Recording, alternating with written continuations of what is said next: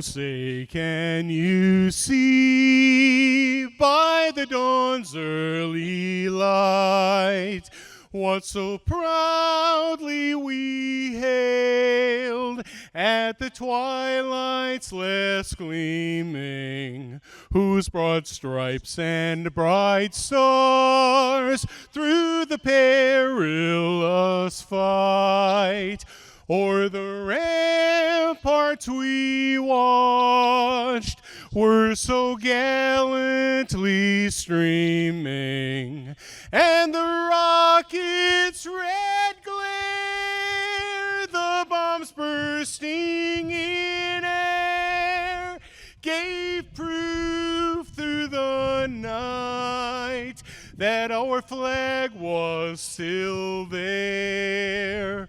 Oh, say does that star-spangled banner yet wave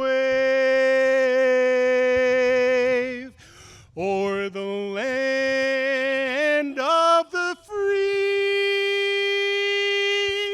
and the home of the brave?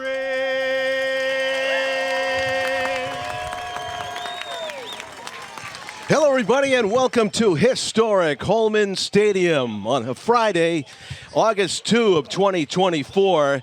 It is the last regular season home game for these Nashua Silver Knights in what's been a tough season, and hopefully we'll get this game in. The weather radar looks kind of ominous. Hi, I'm John Collins along with Tom King, our cameraman Tim O'Neill, getting set to watch the Silver Knights take on the New Britain Bees, Tom, in our final home game here at Holman this summer. Yeah, the final game, John Collins, and it's disappointing because this will be the first time in franchise history that they have missed the playoffs 2 years in a row.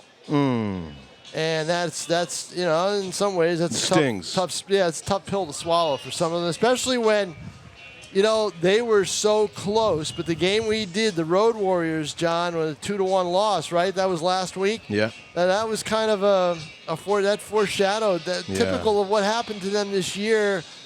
They were close. Yeah. And every time they'd go on a winning streak, it would be followed by a losing streak.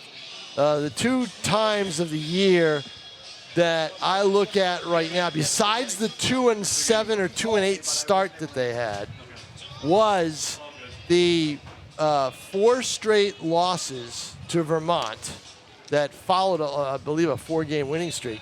They lost 4 times in a row to Vermont, 1 here and 3 up there. And that was at the the middle to end of towards the third week in July, and then last weekend. They had the Road Warriors in the middle of the week. They lost here 2-1. They rallied to beat Worcester in the morning of the day that we did the War Dogs game. And then they lost 2 out of 3 to Brockton. You needed to beat the Road Warriors and get those 2 wins against Brockton to make it a 4 out of 5 or 5-game winning streak. And then you'd be in business. You'd be fighting for a spot. But not going to happen this year. Right. Missed it by that much. Andrew Rogovic gets the start for the Silver Knights tonight out of Northeastern as he pitches to Ryan Scalaba, the designated hitter for New Britain, who's in the leadoff spot in the batting order. Andrew certainly hopes to do as well as his teammate on Northeastern did last night, right, Tom? I'll tell you what, Cam Keaveney, who's going to be a freshman this year for the Huskies, my alma mater. It's funny about Keaveney. The Legion team at Exeter was pulling at him. Come on, you got to come pitch for us. Ground ball to the left side, backing up on it, and Valdez with a long throw off the edge of the glove of Nate Kearney, and that is going to be a leadoff error, on-base error. You got to call it an error. You had him. Yep. Got to be on the throw. Yep.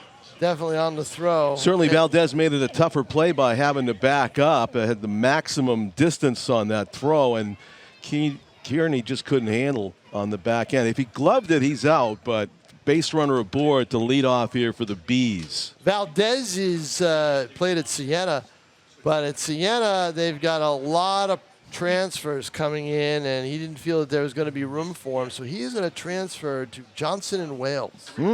which is a formidable foe of Rivier University in the GNAC. So, but he'd like to come back next year if possible. To the Silver Knights. Yep. But third base has been it's been a big problem for them all year. Has. You know, it's defensively, they just haven't been able to do it. And, I mean, I think get a good defender, but also try to get a power hitter for that spot. Brady O'Brien came in late, and he filled that spot pretty well. He's not starting there tonight. So, and as far as tonight, John, they're thinking about in about an hour we might get hit. I think so. I looked at the radar, Tom. I think it's going to be here in a half hour. Yeah, and 6:30. And the thing is all right, you're going to bring the tarp on, but after that, what do? This game, while it matters to the fans, and it's their last game of the year here, you'd have a much bigger crowd because it's a fireworks night. You'd have a much bigger crowd than this if the weather was better. Neither team, it doesn't count. New Britain's in the playoffs no matter what, and Nashua's out of the playoffs no matter what. So, do they delay it? Do they call it? What are they going to do? Well, all right. All those things we'll have to talk about. Decisions to be made. Yep. Daniel Perez is your left-handed batter here, second baseman for New Britain, batting second in the order. He's got a full count against Andrew Rogovic. Let's see if they send Scalaba from first base. I imagine they might do that. There he goes, and it's low for ball 4, so no throw from Will Fosberg behind the plate. First and second, tough start here so far for Rogovic. Well, I'll tell you what, Keaveney last night, that's probably one of the best starts I've seen from a Silver Knights pitcher. 6 one-hit innings. 6 one-hit innings with 11 strikeouts. 11 strikeouts. And no walks. Wow. And no walks. And then a couple of Silver Knights pitchers mopped up with no-hit relief. What a game. 1 hit surrendered by the staff, or the 3 pitchers that went, and was it a 6-1 win? Mm-hmm. Oh, so umbrellas are up already. Oh, yeah. So umbrellas are up. Oh, look out. Up behind his head there's the breaking ball just slipped out of the fingers of Rogovic.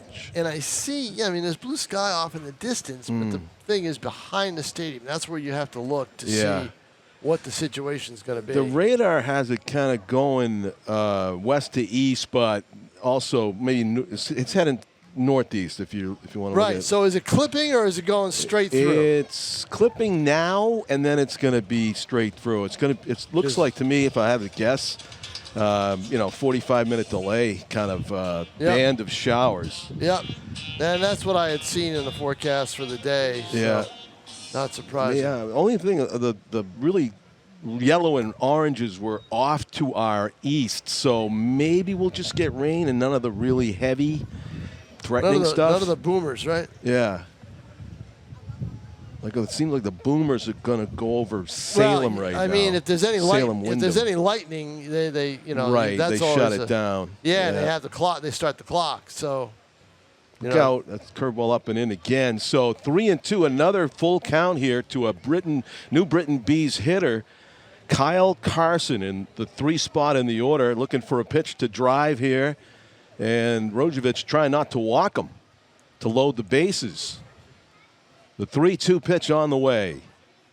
Misses high, juiced the fastball and just overthrew it. So the bases are full after an infield error and 2 walks.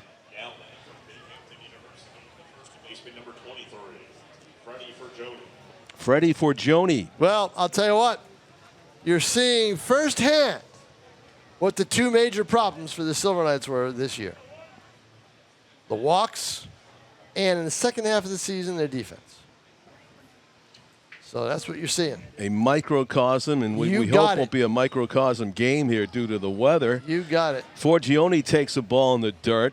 And no one's coming out or is actually, no, there's no action in the bullpen obviously yet, but no one's gone out to talk to him. So no. I think the reason is they want to speed things up so they don't get delayed. So a little bit of a breeze if you look at the flag going toward the danger zone here at Holman, which is the low red brick wall and left, and that's going to be missing way outside. This is nothing to swing at. Somebody's got to go out and here comes here comes Spencer Bergeron going out to the mound. 2-0 count. Yep. Forgione at the plate is thinking, will I get a pitch to hit? either from lack of control or the sky's going to open up. Well, I mean, what's he doing Yeah. on the mound mechanically? There's a mechanical issue Yeah. here. My guess It's is he's just- overthrowing. Yeah, And it's he's got just a all short release point. Yeah, he's got. you know? Yeah, his release point is weird. He's got to shorten up a little bit, don't you think, John? He does. You know, for me, a pitcher that has trouble with their control, there's a drill they could do. I don't think anybody really knows about, but just it's almost like a carnival game. Like you just set up a bunch of metal bottles at home plate and just throw 75% speed and try to hit all the spots. Right. And then increase your speed gradually till you've got game speed. Target throwing. Target throwing, yeah. Work on that release point.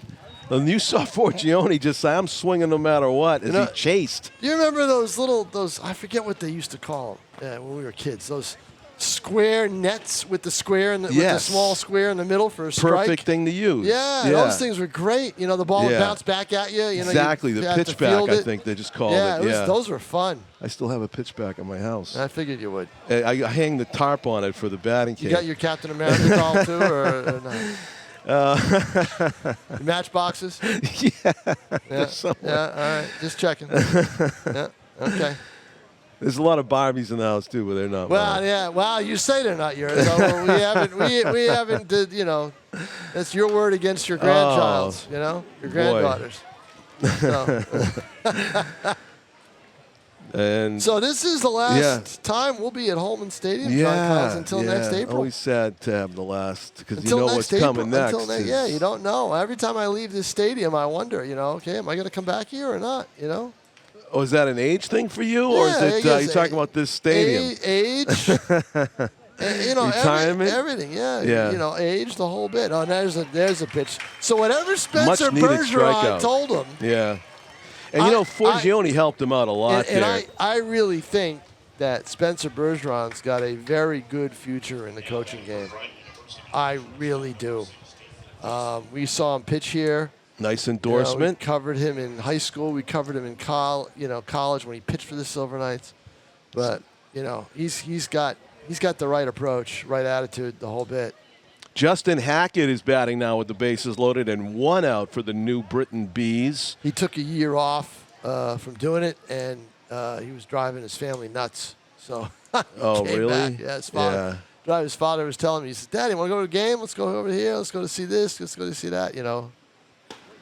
Big hack by Hackett. Comes up empty. It's 1-1.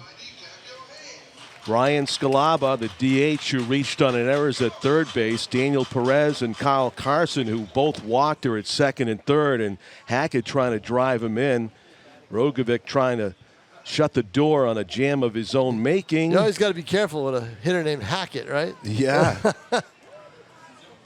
Who would just love to hack it. it out of here Yeah, before the exactly. rains come. Yeah. He's Well, the looking for umbrellas are down now, so that's a good sign. just a premature sprinkle, maybe. That's a good pitch. It missed apparently, though. Yeah, it was on the chalk. 3-1. And now, The hitters count. yep. Pick your poison. Walk in and run, or give him a cookie to hit. What are you going to do here? Well, I want to throw a strike. And doesn't get the No. call. Same spot. Ball Yep. 4, walks in a Yep. run. Not a wide zone tonight, as you can see. Consistent call there by the home plate umpire. It's ball 4. Hackett gets an RBI for the third walk of the inning. Our old friend Jackson Marshall was a star of the home run derby in the FCBL Monday, Tom. I talked with Jackson From Pinkerton, right? I You talked did? with Jackson for a while a couple of weeks ago. Worcester was in town, and he hadn't been playing a whole lot. Interesting. You know, 'cause, well, he joined them late. You know, they won the state title. Their turn. You know, the season was 2 or 3 weeks in, so you know he played here against them a little bit against the Silver Knights. Billy Moralka is the hitter for There's a New strike. Britain and takes a strike right down Now, the I middle. like that. He was almost on the inside corner. I like that pitch by Rojovic trying to go after the hitter. Let's see if he can continue to do that. See, I think the last hitter he didn't want to pitch to contact. You got to pitch to contact when it's a situation. Well, The zone seems to be wider on that side of the Boy, plate. I'll tell you what. Well, 1 and 2. It looked a little high too, Yeah. but he got the call. Yeah, that's I think the first time he strung a couple strikes together Yeah, too. it is. 1 and 2. Let's see what he can come up with here, John. Nice pitch, but just didn't bite. He didn't bite. The hitter didn't bite at it, and No. it didn't break in time to hit the corner. So it's a 2-2 count to Billy Moroka. As Tom mentioned, New Britain has already clinched a playoff spot, so they'll be taking on the top team in the dirt off the catcher's foot, and it's going to be another run on what has to be, I think, a pass ball. No, I think that Hit was the a catcher in the fly. It was in the dirt a little bit? I think it was a wild All right, pitch. wild pitch. Yeah. Yeah. Maybe even a cross-up. So second and third with only 1 out, and already 2 runs are in without the benefit of a base hit for the New Britain Bees here in the top of the first inning. Yeah, no hits. Yep.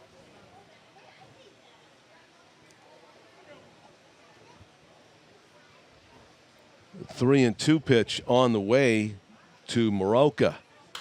Fouled off to the left. I think he fouled off ball 4, but I'm not positive. He's asking. Yeah. He's asking that very question to the umpire, and I can't really discern what the answer was. We'll do the 3-2 again. Did not leave it up to the umpire, which is, I think, a good approach. Fists it towards center, but it ends up in the easy out category for Loikitz. Yeah. Total jam job there. Yep. Tom. Good pitch. Good pitch by Rodgovich. So 2 out. He might keep his no-hitter intact here, even though he's down 2-0. If he can get Aiden Cole I'll tell you to what, end the you inning. don't want to give up a base hit here. It's going to drive in 2 No, runs and dig big you a difference. 4-run hole. Yeah. This is a big hitter here, and it's a lefty, which is going to be tough. Yeah, it doesn't have to give him anything. The Looks like there's Bees- another lefty on deck, The though. Bees can swing the bats. Let's see. They've been going right now. It's a righty on deck. Caleb Miller. The 1-0 pitch. Nice Breaking pitch. ball looked like a high slider Yeah, for a but strike. you know what I saw there? The release point was different. It was right over the top. Right over the top, John. Mm-hmm. Freddie Forgione, Carl Carson leading off at third, and Justin Hackett with a big lead off at second base, itching to score on a base hit. Rodgovich trying to come up with some out pitches here. A lot of interesting comments by management about the year. Yeah, it's going to be in your article, I'm sure, the end of the year recap. Yeah, we'll recap it. Hopefully it's- shameless plug. Check out the Yeah. weekend print edition next weekend. Not this weekend, but next weekend. This weekend, check it out for the highs and lows of the season in terms of memorable games that made you think they were going to get in and made you think that they weren't going to get in. I went through about, 8 to 10 of them. Ball 4. And I don't know if it's because of the jam or because last home game they want to get a lot of pitchers in. They have activity in the Silver Knights bullpen. They're pitching to win. Kyle Jackson, they're not trying to get. So this might be the last hitter. It's not the last game of the season. Yeah. This is the last game of the home season. They got to go to Vermont for 2 more. That's And their goal, Kyle Yeah. Jackson, they were eliminated Wednesday night when Vermont won late in the evening, beating Worcester up in Vermont. They were supposed to play a doubleheader. Look out. They were supposed to play a doubleheader and had thoughts of starting the second game at 11 o'clock, but then they decided no. So that loss, that win by Vermont, plus New Britain won on the same night, that assured both teams of winning records for the year. The best Nashua could do was 500. So they knew they weren't going to make. That was officially eliminating them for the playoffs. That's high for another ball. Yeah, it's a Caleb Miller, the New Britain Bees catcher, batting with the bases loaded and 2 out. So Kyle Jackson addressed the team after batting practice on Thursday and told them that, you're not going to make the playoffs. He said, but our new goal is to jump over Worcester for 5th place. They're even with Worcester in the win column, 2 games behind Worcester in the loss column because the games just haven't been the same. Yeah. So they've got this they one, got a goal. and They then got 3 games, so they got 3 games Vermont. to do it. They go 3-0, they have a real good chance at it. Yeah. Plus, they are a little annoyed at Vermont for sweeping them up there. Oh, yeah, a chance for end-of-season revenge up in Vermont this Lost weekend. 7 of 8 games to Vermont this year. Wow. Hacks it over our heads. Foul. 1-2 is the count. You It saw a remains- hanging curve. The only problem was that curve was hanging outside the zone. Yeah. Jammed him. It totally did. It was up around his chin. And he almost got the barrel to it and tomahawked it to left. I got a better feeling that he's facing the righty than the lefty, though. 1-2 pitch on the way. Ground ball left side on a high hop. And Valdez makes the play. That's a big out, John. Yeah. Don't discount it. This kid struggled through it. It could have been 10 times worse. Tom, 4 walks in the inning. They're fortunate to get out with the 2 runs. No hits in the inning. Yep. And 8 batters came to the plate. The Silver Knights will be staring at a 2-0 deficit as they come to bat in the bottom of the first inning. John Collins along with Tom King. Tim O'Neill to my left manning the home plate camera. We have RoboCams in center and at first base. Pete Johnson and Michaela Savaggio back in the Nashua ETV studios. Yeah, we got to get Michaela into the air conditioning so she doesn't have any problems with the hydration, that's for sure, because it is a muggy day. Yeah, it certainly is. Yep. So, Tom, you're going to write that article about the end of the season. But let me just say, I hope that there's somewhere in there that this Silver Knights team is going to absolutely continue on next season with the mission of filling up this ballpark every summer, because I think this is a huge asset to the city. Oh yeah, there's no question that they're going to come back and they're going to try to put together a team, and they're also going to try to improve on the attendance. Nice. So they'll, I think part of the problems that hurt the attendance was the late schedule. I think you've got to start to hit on the groups and also the companies. They want the big heavy hitters in terms of local companies, and they're getting most of them, but not all of them. See, that's what they. A good sign. They've got the support, because all you have to do is look at those billboards out in the outfield. Yeah, as you were saying, I was looking at them. And they were all taken down, and not up there during the high school season, and put up there, as the high school season went on, as the sales were final. So that's a good sign. The suites were full is a good sign. I think what they need to do is maybe work on the promotions a little bit more, and also get some groups. And also a lot of dingers helps.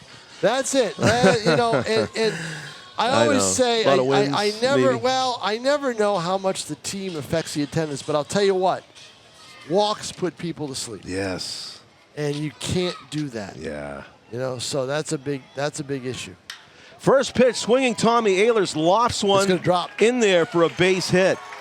Not wasting any time. Tommy Ehlers is aboard. Off the end of the bat, but got the job done. Drew Leukitz will bat second for the Silver Knights.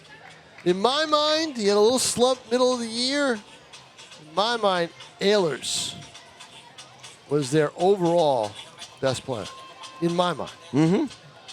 I can't really argue it too much. Speed. He was their Jaron Duran this season. Yeah, exactly. Speed, defense, and he hit for average to get on base. He got on base. Leukitz, as the runner goes, throw to second base. In there safely. Good jump by Ehlers. Good speed, good jump. He's at second base with no out. Yep.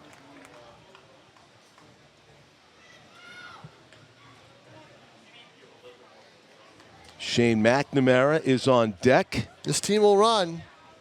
They got the speed for it. And the 1-1 pitch taken for a strike. Our friend Ducky Welliver attended a game. I saw Ducky here. Did? Yeah. I sat with him his comment was sat with him for a couple of minutes. That the Silver Knights took too many third strikes. And I told him that was a conversation that we have had. They do that. That's their offensive weakness, right? Right. But their kryptonite, more or less, is the start of the season. They just 2-7. They just do, big hole. They dug themselves too big of a hole. Yeah. You're right. They've done that so many seasons, and it's tough to recover every single time. The last 3 or 4 years. Rip to left. Will it get down? Base hit. Oh! And that was a rare instance where the guy at second cannot advance on a clear, not a clear base hit, but a solid base hit. Yeah, a solid hit base hit to left, but Ehlers had to play it halfway because he was deked a little bit. The left fielder, I think, kind of gave the impression that he was going to catch it. Yeah. And Ehlers had to stop and, didn't want to get doubled off. And they're having a conversation at distance now, Kyle Jackson and Ehlers. And Ehlers was gesturing. He had his glove out like he was going to catch it down there. And Kyle says, all right, nobody out. Like you to be at third, but. Here's McNamara. And he takes a strike. Down on the inside corner, low. That's a definite gamble. If you go on that at second base and there's nobody out and you guess wrong, it's a really embarrassing situation. And he stopped halfway, but he was a dead duck. He might have been a dead duck at third if he ran, don't you think? Yeah. I mean, they might have gotten him at third base. If he feels that cleanly on that kind of a hop. It was one hop and he was ready to throw. He's going to, if a decent throw gets him. Yeah, exactly. Yeah. And that was the New Britain's Billy Marauka out there. I don't know what kind of throwing arm he has. And a jam job, and it's an out at short.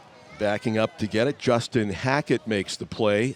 Probably an infield fly rule called on that, even though it was a little bit outside the infield dirt. One out. And here comes O'Brien, who some nights is the third and some nights is the DH, and tonight he's the DH.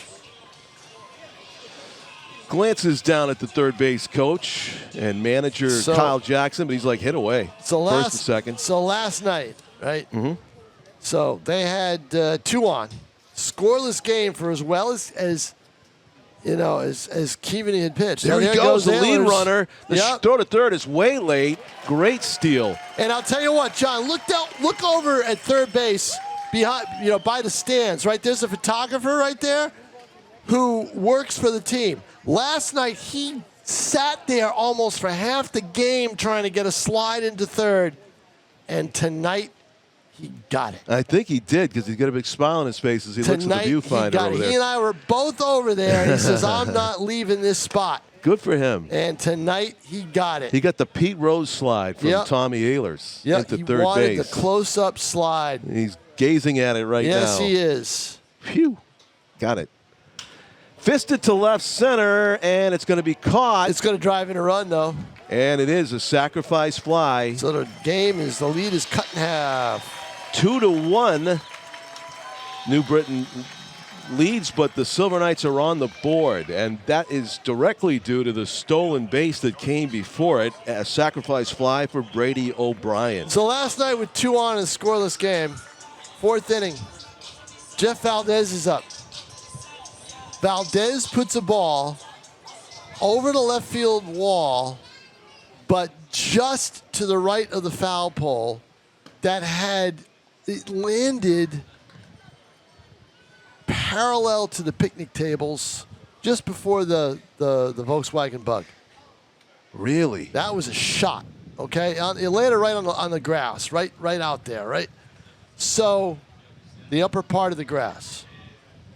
So next pitch, he takes it. It's a ball. It was a foul. It was called a foul, obviously. That was called a foul by about a foot. That was all. Wow. So very high hit and everything else. Next pitch, line drive, left field. No doubt it was going to be a fair ball. Okay. Question is, was it going to clear the wall, the brick wall? It barely did it, and he gets his 3-run homer in a ball that was not nearly hit as well as the towering drive he hit for distance.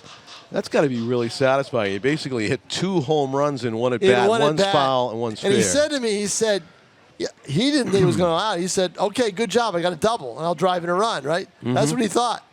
And then he realized that it just cleared the wall. And I was out that way. I was where right behind the photographer that's out there now, but I was on the steps. Yeah. And I had a good view of it, barely cleared it. Fielder couldn't get back there in time. It was hit hard and fast. It didn't take long to clear out. Nice. There's a walk, and they're still going. Yep. Base is an inside pitch taken by Fosberg. First and second with 2 outs. First walk of the game issued by Alex Oppenheim, the starter, the right-handed pitcher for the New Britain Bees. And a bit of a jam here in the bottom of the first inning, trying to preserve his team's lead, which is now 2-1. And here's Nate Kearney, who scored the only run of the game for his team in the All-Star game on Tuesday. High chopper right side, it's a race to the bag, and just it's barely. a 3-1 putout to end the inning. All right, John Collins, I'm going to head down to take a couple of pictures on the last night of the season.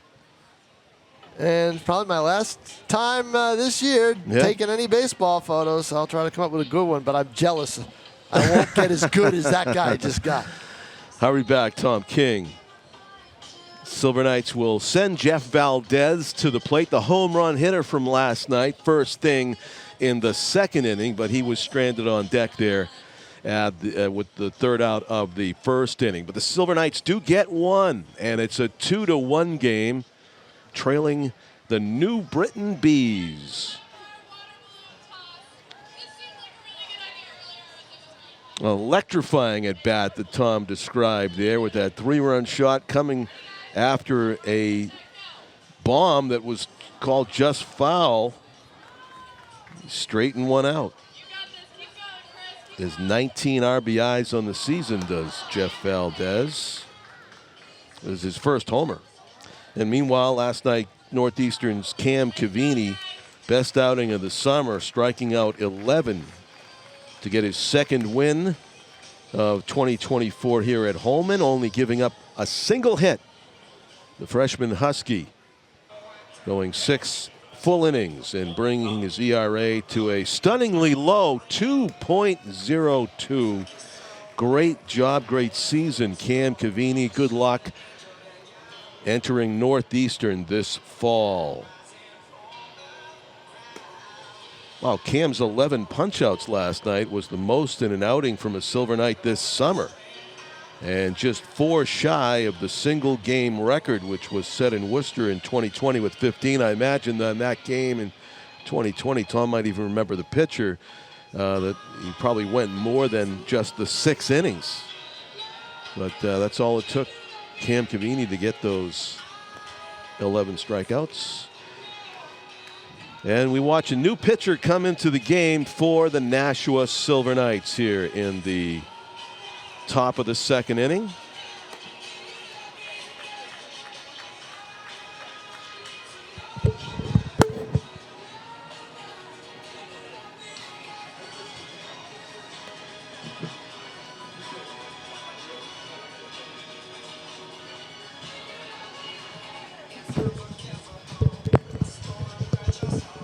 Tom Ryu of Colby College takes the hill. We saw a really impressive relief performance for Tom earlier this summer, where he pitched, I want to say, 6 innings of shutout relief.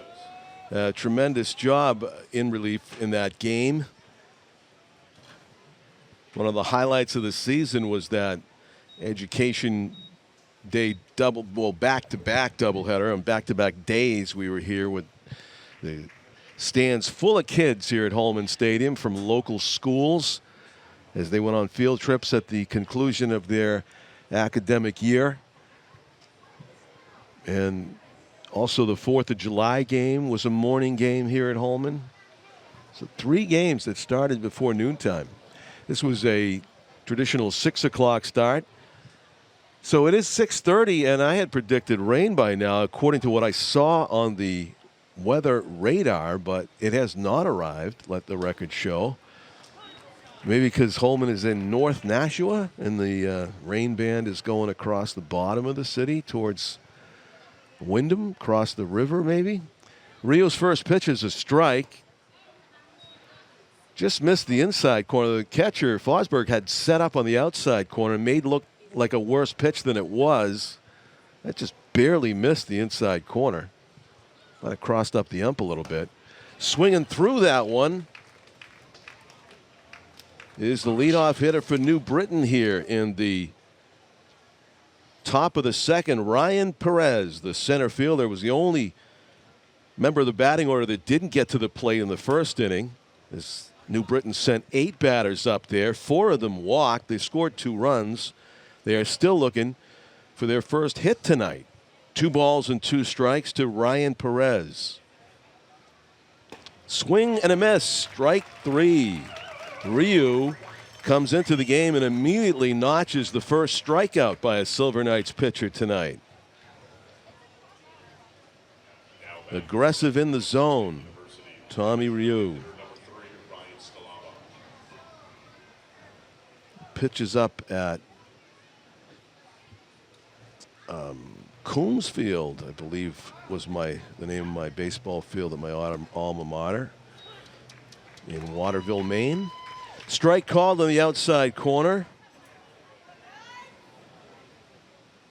To the lead batter, Skilaba, who reached on an error by the third baseman his first time up and scored ahead of those 4 walks. 1-1 is the count. Facing Ryu for the first time tonight is Skilaba. Took a little off. Breaking ball misses outside. 2 balls, 1 strike. A Friday fireworks night here at Holman. Hopefully we'll get that in as well after the game. The pitch is hammered foul. Nifty play by the third base coach. Kind of casual on a crisply hit chopper. 2 balls, 2 strikes, the count on Skilaba. As Ryu tries to keep traffic off the bases, misses up with that. Count goes full.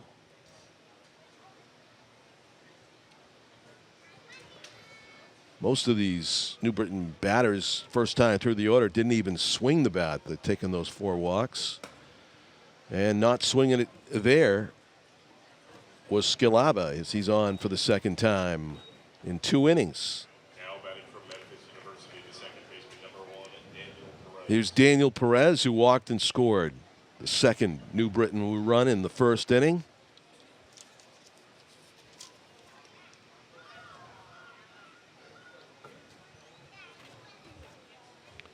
It's interesting what they called the 2 teams. There's a ball that's fisted towards third base, and easy play for Jeff Valdez as he gloves out number 2. So a strikeout and a weak pop out as Perez is retired, and here is Kyle Carson, who walked his first time. Right-handed hitting third baseman.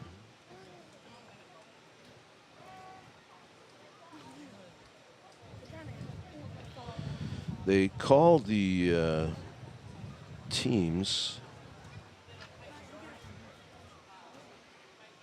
Three Rivers. Throw to first base, runner back safely. Team Three Rivers was the team that the Silver Knights were on, and half of the league. And the other half of the league formed Team Rose City. That one's a little closer at first base. Safe again. As scrambling back to the bag was Skilaba. Threat to go in the leadoff spot in the order. He was running on a 3-2 pitch in his first trip around the bases. No pitch has been thrown yet to Carson here. And he hits one off softly off the end of the bat for a base hit to center with 2 outs. First and second. Easy decision for Skilaba to go on that one on contact since there were 2 outs. So Carson's 1 for 1 with a walk. And that was the first hit of the game for New Britain. A soft single to center off of Tommy Ryu.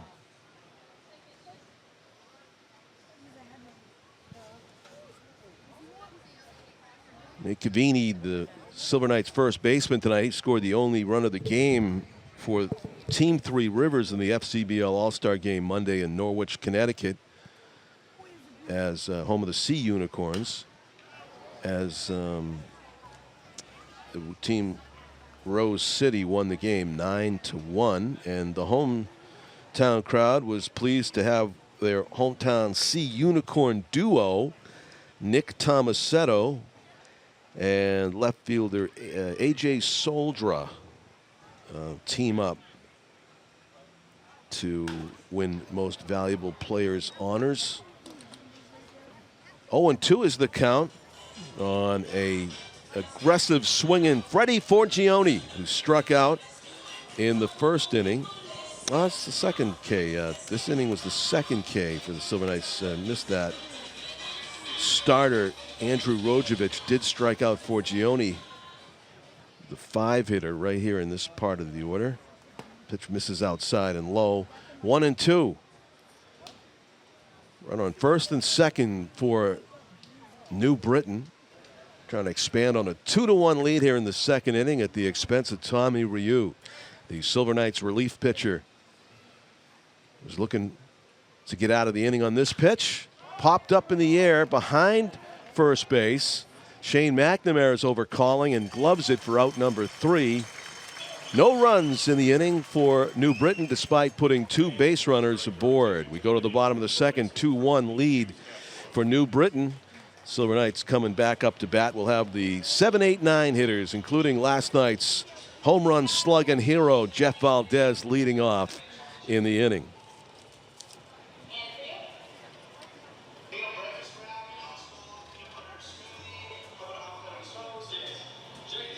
The Olympics going on in Paris.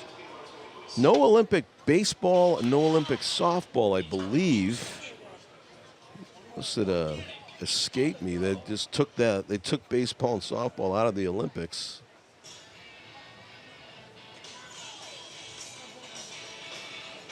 Let's see. Well,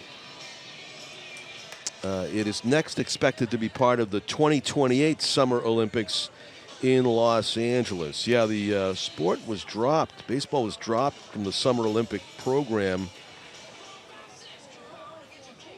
back after 2008. It was revived for the 2020 Summer Olympics in Tokyo for a single appearance.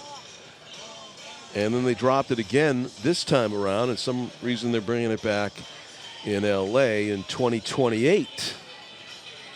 So that's interesting.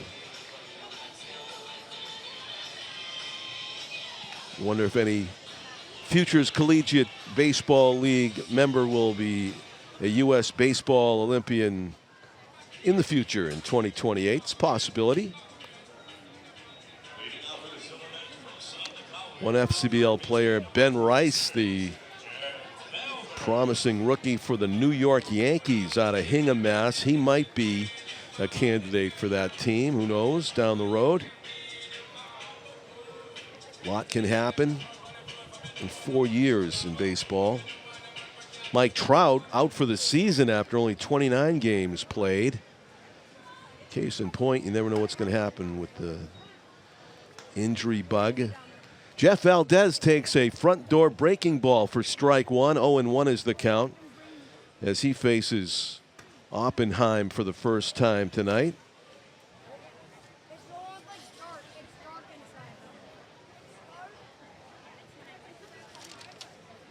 It's the 7, 8, 9 hitters due up for the Silver Knights. Oppenheim gave up 2 singles and a walk and a sacrifice fly run batted in the first inning. Facing 6 batters. 1-2 is the count on Valdez. Looks at a ball low and away in the dirt.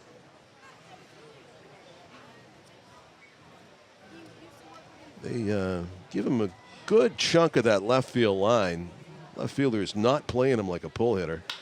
And he hits it toward the hole and through.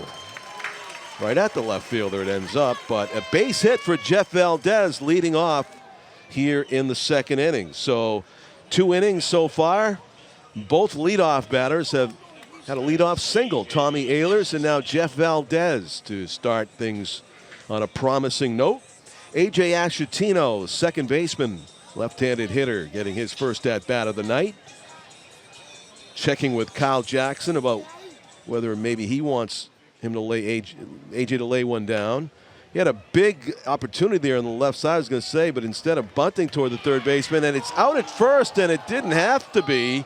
That was really close as the third baseman for New Britain, Kyle Carson, certainly took his time, almost checking the runner going to second for too long before he made the throw, but just the closest of close plays at first base. They get the out call to the Bees, and it turns into effectively a swing and sacrifice for A.J. Ashatino on a ground out to the third baseman.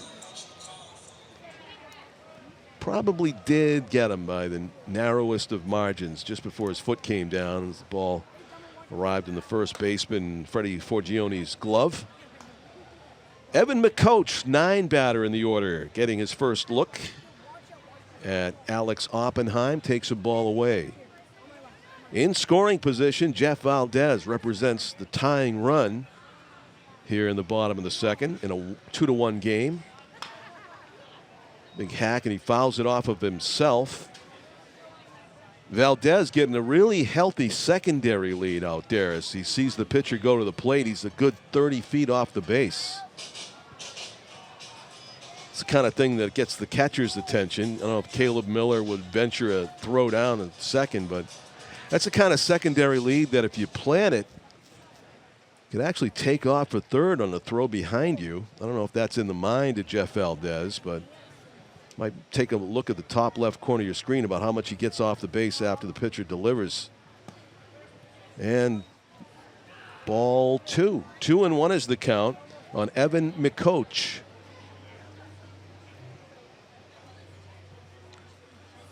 Justin Hackett, the Bees shortstop, kind of lurking behind Valdez.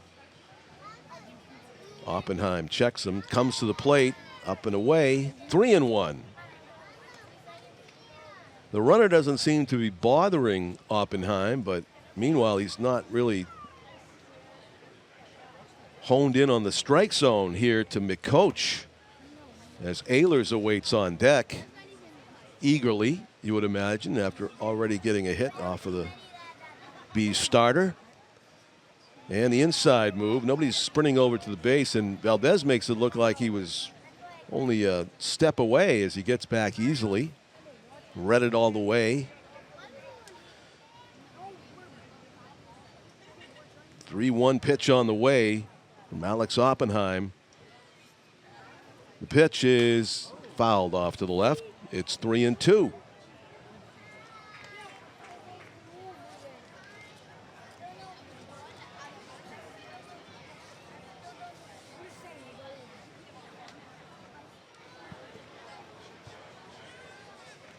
So second inning, great opportunity here for the Silver Knights to tie the game up. The man on second, way off a second actually at the moment. And again, well, that one got his attention that time. It interrupted the delivery. Are they going to call a balk?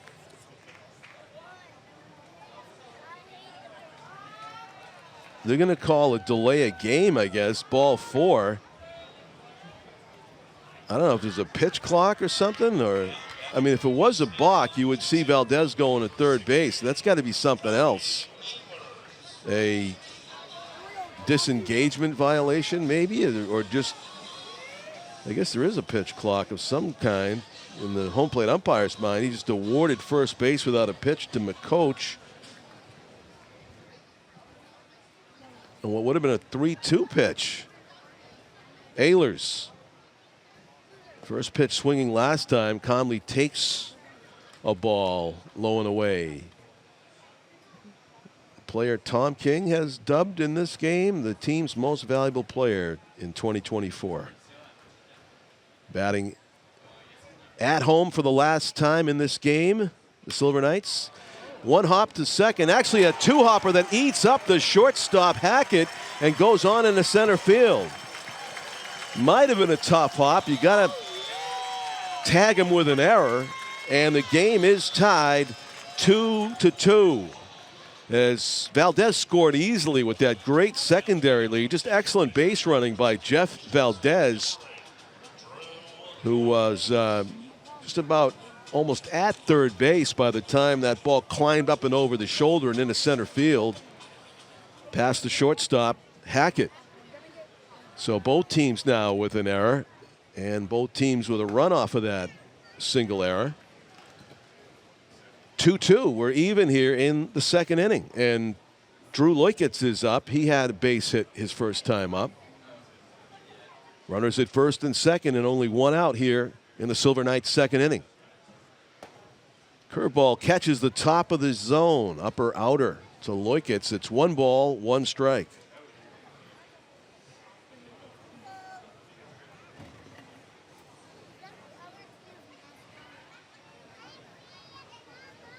Pitch in the dirt, gets away from the catcher. Both runners move up into scoring position.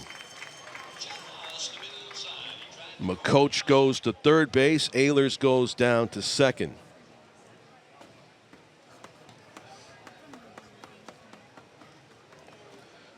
I put walk next to Evan McCoach and asterisk and question mark. I mean, I'm going to ask Tom what he thought about why he was awarded first base without the benefit of a 3-2 pitch having to be made. The 2-1 to Loikitz, checks his swing, almost got hit by the pitch. It's 3 balls and 1 strike.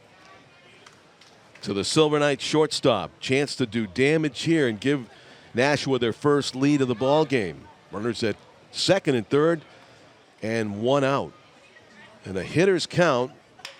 Fisted towards short. That'll score 1 run at least. Throw to first base in time. Good play by Hackett on a ball that he had to charge and field cleanly to get the hustling Loikitz at first base. It's a ground out, run batted in for Drew Loikitz. It's a 3-2 lead for the Silver Knights. As scrambling across the plate was Evan McCoach from third. Over to third base with 2 outs now is Ehlers. Silver Knights have the lead and have their dangerous slugger up there, and McNamara rips it deep to right center. This is going to carry at least to the wall. McNamara churning. He's already at second. He wants third. He decides against it as the relay would have been made from right center field by the second baseman. And McNamara decides against trying for the triple, but he drives home a run with authority as he smacks one deep into the gap for an extra base hit, RBI. The Silver Knights lead 4-2.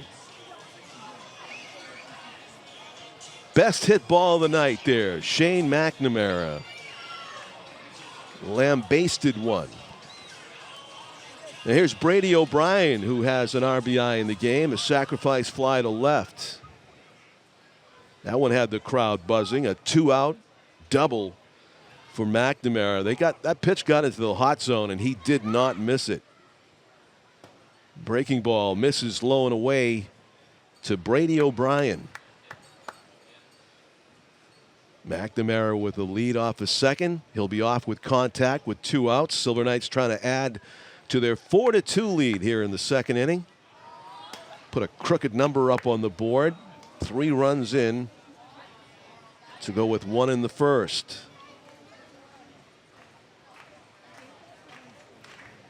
Rhythmic clapping here by the Holman Stadium faithful on August 2, Friday night, final home game of the season.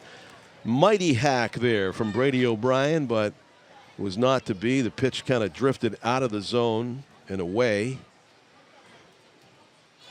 It's one of those, if a pitcher misses his spot with that breaking ball, middle in, could have really launched it as he was fully committed to that swing.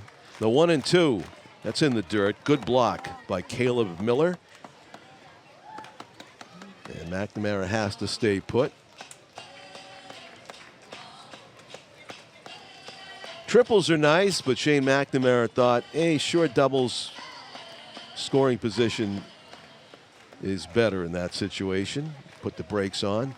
2 balls, 2 strikes to O'Brien. Good take, just above the zone, over the inside corner, but up.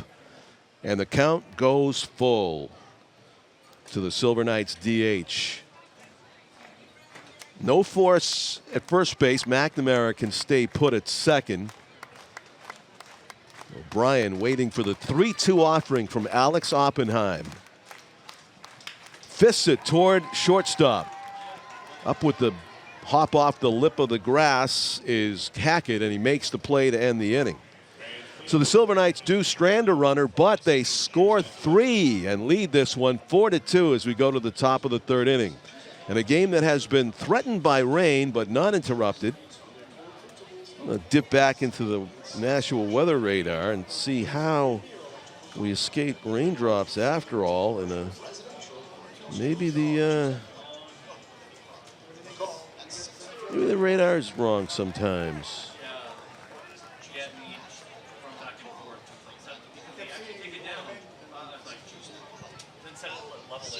Dylan Smith in the house. What was the answer to that question? Do we have center field camera?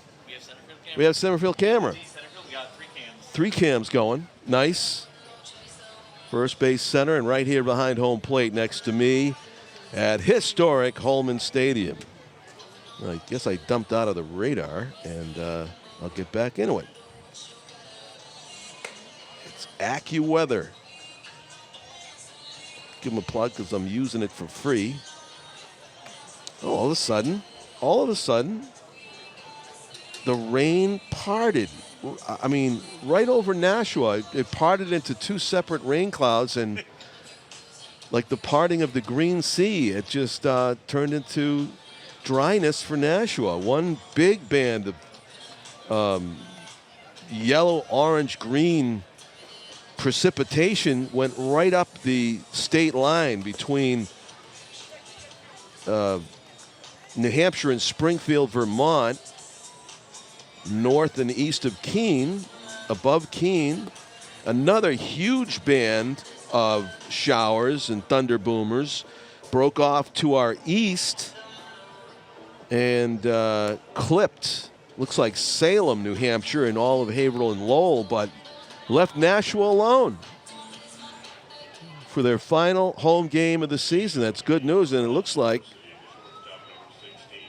well, there's another band way, way away in western Massachusetts. I don't think they have to worry about any more precipitation tonight, according to the radar. So it's only the second inning here. Fireworks are to come. If you're watching the game at home in Nashua, you might want to catch the ending at home and then some fireworks. Trying for some fireworks of his own right there was leadoff batter for New Britain, Justin Hackett. Shortstop, walked his first time. As he leads off here in the third inning, takes a strike on the outside corner. Didn't like the call, but he's down in the count, 0-2. Kind of the casual approach by Hackett with the shirt untucked as he bats here in the third inning. That would bug the heck out of me. I know. Have that shirt in the front flapping like that. 1-2. I mean, just the wind resistance running down to first base. 2-2 as he takes a high breaking ball from Tom Ryu of Colby College. Again, being effective in relief for the Silver Knights. The pitch down the middle, top of the zone, and Hackett fouls it off to the right.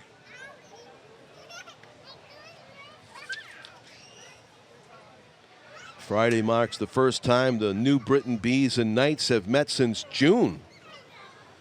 The last matchup coming here 2 months ago on June 7th. Strike 3 called on the inside corner. A brilliant pitch by Tom Ryu, who kind of did his no-look walk-off off the mound. Confident pitcher out there. As soon as he let it go, I think he knew he had both caught the corner and frozen the hitter for strike 3 called. And 1 up, 1 down here in the New Britain third inning. Billy Maroka, the batter, left-handed hitter, popped up to the shortstop his first time up. Takes a strike on the upper outer.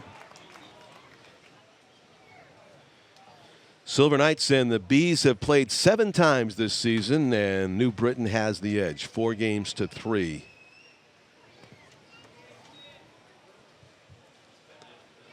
Silver Knights can at best tie it tonight with a win, make it 4-4, a split. New Britain made the postseason in 2022 and 2023, and so they're making it 3 straight seasons this summer. Congratulations to the New Britain franchise. Ground ball to the right side, and A.J. Ashatino up with it cleanly. 2 down here in the third inning. Now batting from Stonehill College, the right fielder, number 19, Aiden Kohal. Aiden Kohal of Stonehill College will bat with 2 outs and nobody on. He was one of 4 New Britain batters to draw a walk in the first inning.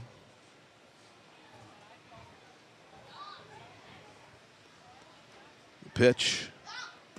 Checks his swing. No swing, says the third base umpire. As the Silver Knights checked. Looked like a breaking ball down and in that Kohal was able to hit the bat brakes on. That's a strike over the outside corner. 1-1.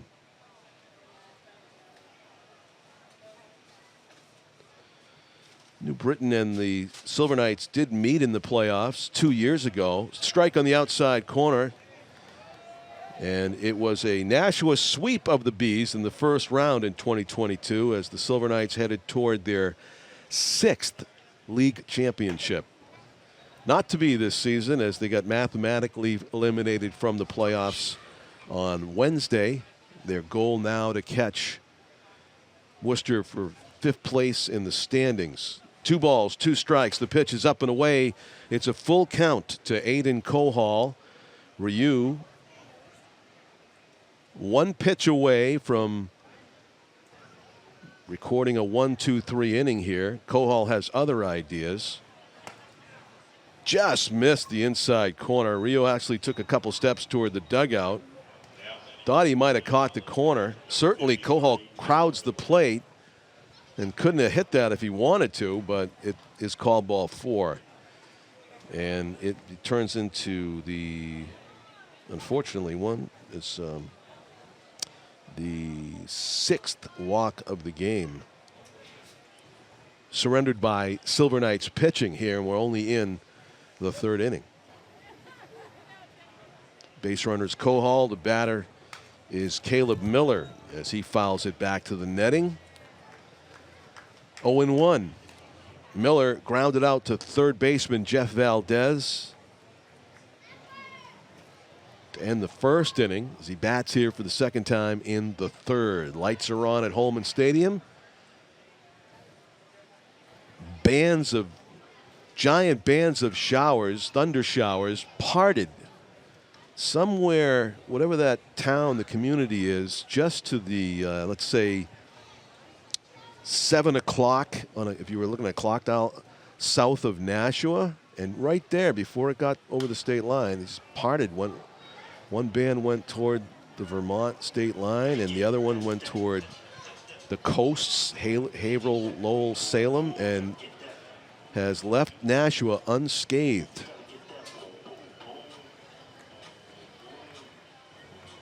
Fortunately, 0-2 is the count, and checking over, Rio almost got his 3rd out by way of the pickoff of Kohal, but he's back to the bag standing.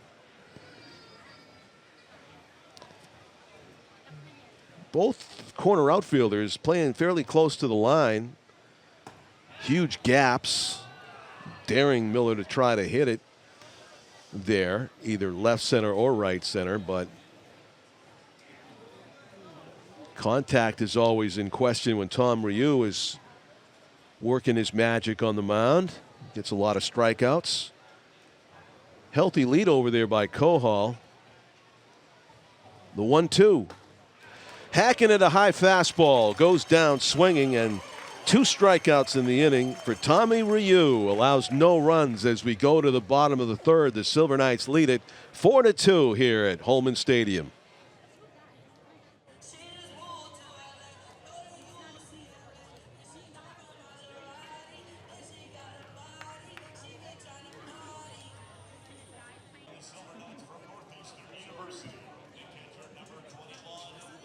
Well, I was going to say welcome back to the action here as the Silver Knights come to bat in the bottom of the 3rd inning, but we had some pretty good action in between innings from some future Silver Knights sluggers who are hammering those tennis balls deep into the right field bullpen in between innings, captured by our cameraman Dylan Smith.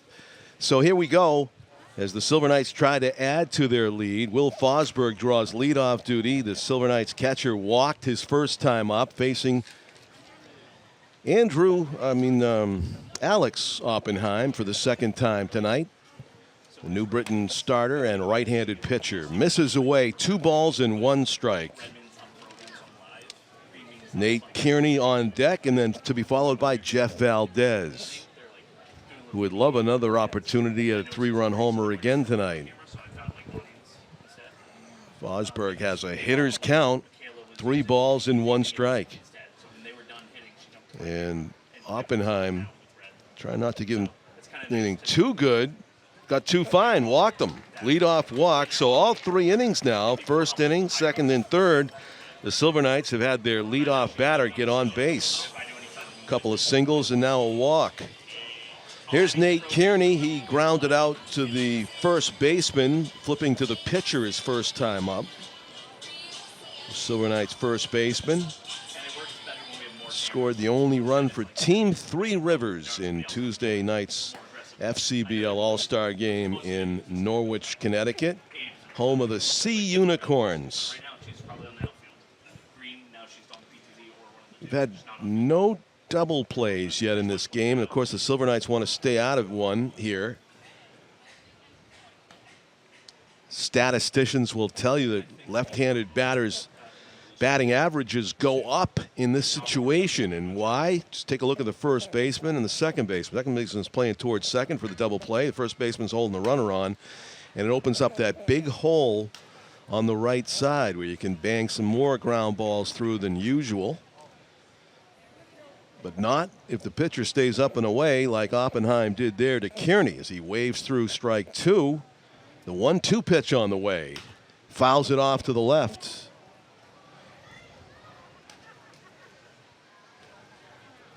Kearney of Stonehill and resident of Londonderry, New Hampshire.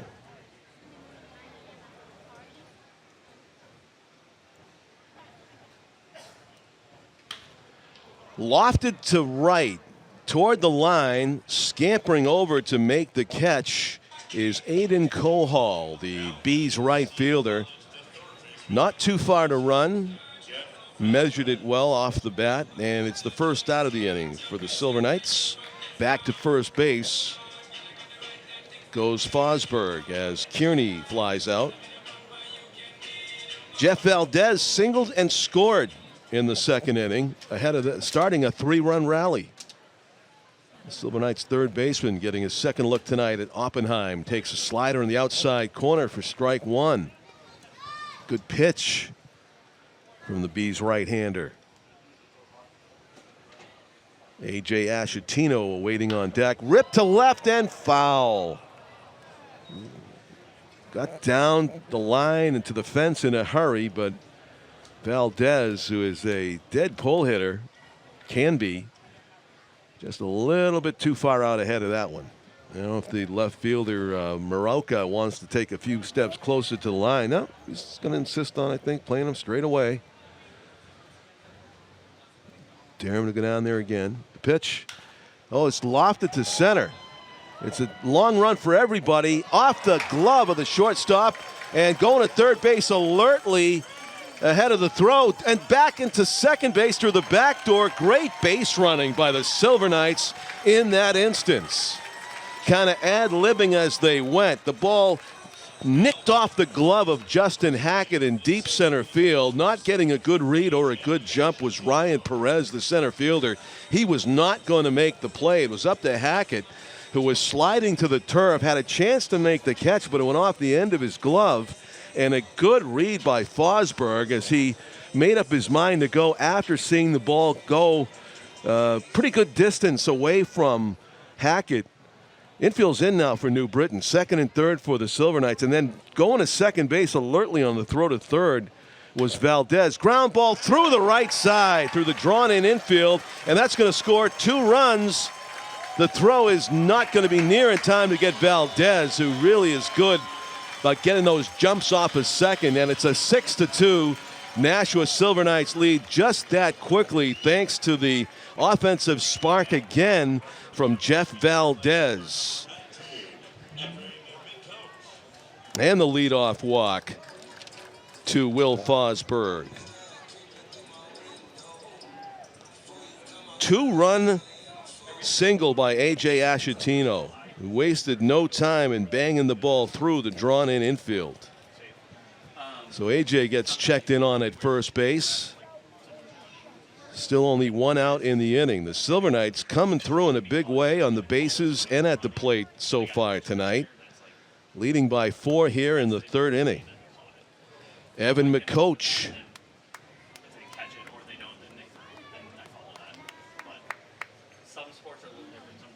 walked and scored. There goes the runner.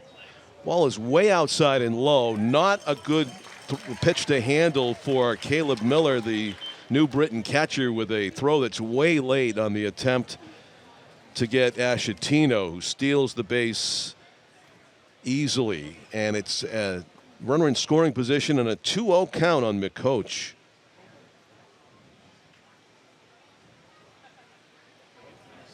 Would have been a great pitch to pitch out on for New Britain, but that was not what that was. It was just almost a wild pitch to the backstop that Miller had to reach way over to snag, and he was in nowhere near a good throwing position as he received it.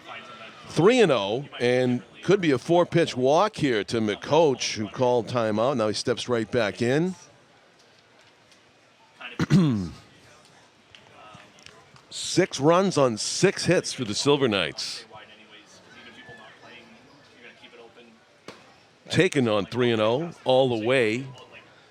3-1 on Evan McCoach, the left fielder from Philadelphia, who plays his ball at Rutgers.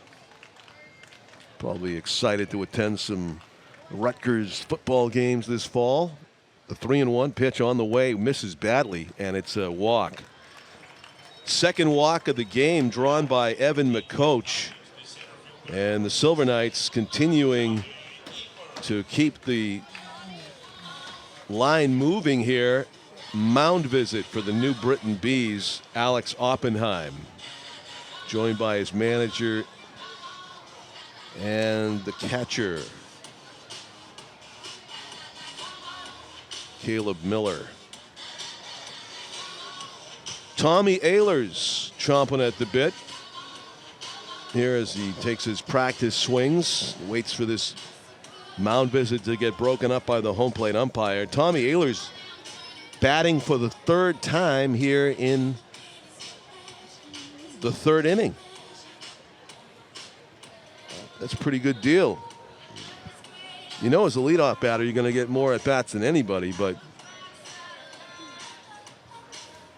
rarely do you get 3 at-bats in 3 innings to start the game. That's Tommy's situation here, as he's reached both times. Single, stolen base, and by way of a shortstop error.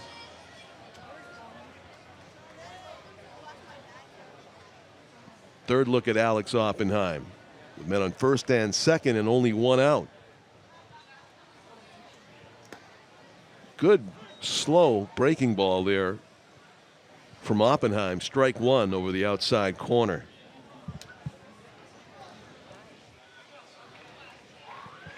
Ehlers out of Keene State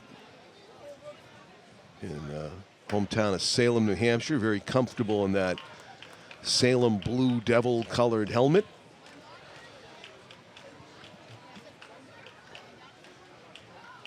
I don't know if Keene State's blue or not. Maybe they are. 1-1 is the count.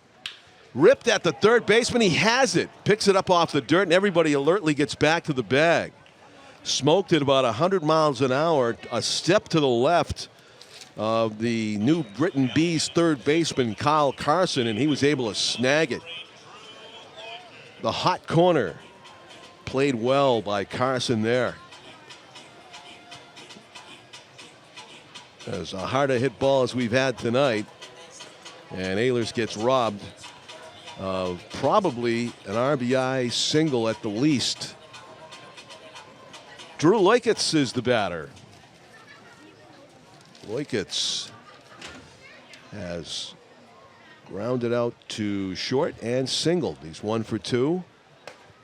Front door curve is up. Ball 1 to the Silver Knight shortstop.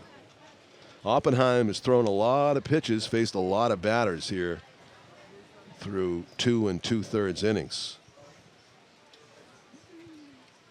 The 1-0 was on the way. That's a strike.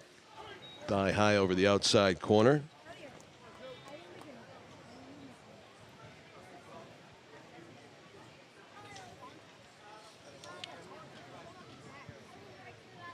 Center fielder for the Bees plays like it's a smidgen to the pull side. That one's low and away. Ball 2. 2 balls and 1 strike. It's a muggy day in Greater Nashua today. Had the threat of rain right up until game time. In fact, the radar was showing that Holman would be awash in raindrops by 6:15, 6:30, and then suddenly, unexpectedly, the rains parted to the left and right of the city, or the east and the west. And the game goes on in dry conditions. Dry, but still cloudy. Lights on. 7:16 p.m. 3-1 count to Loikitz is down and in. Easy take. Bases loaded on that walk. Silver Knights are a batter away from batting all the way around here in the 3rd inning. McNamara, the 8th batter to come to the plate, has doubled loudly to right, deep right center, and he's popped to the shortstop. He'd love to repeat that performance of that blast to the track his last time up. That could play 2 or 3 more. Not a good matchup for Oppenheim. He's trying to avoid further damage. Misses up high with that one. It's 1-0. McNamara's got to be telling himself, don't overswing here, because this could be more damage, more runs for the Silver Knights. Base is loaded. That's low. Ball 2. 2-0. A patient Shane McNamara looking for a pitch in the zone that he can drive. It's been a while since we got to call a grand slam here on Nashua TV. Wouldn't that be a treat here in the last home game of 2024? Oh, a big, mighty cut, and it's going to be playable in foul territory if Hackett can get there. Diving catch for out number 3 in the inning. How did he get there? Justin Hackett with the defensive gem for the New Britain Bees. He needed every bit of that 6-foot-plus frame to lay out and glove that one in the foul grass here at Holman. A big catch, because that robbed McNamara of getting another pitch in a slugger's count with the bases full. And nobody's happier to see that catch than Alex Oppenheim, the New Britain pitcher, as he gets out of the jam with just the 2 runs scored.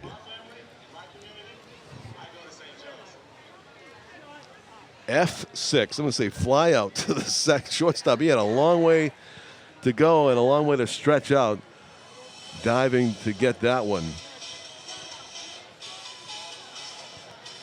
So the Silver Knights have scored in every inning.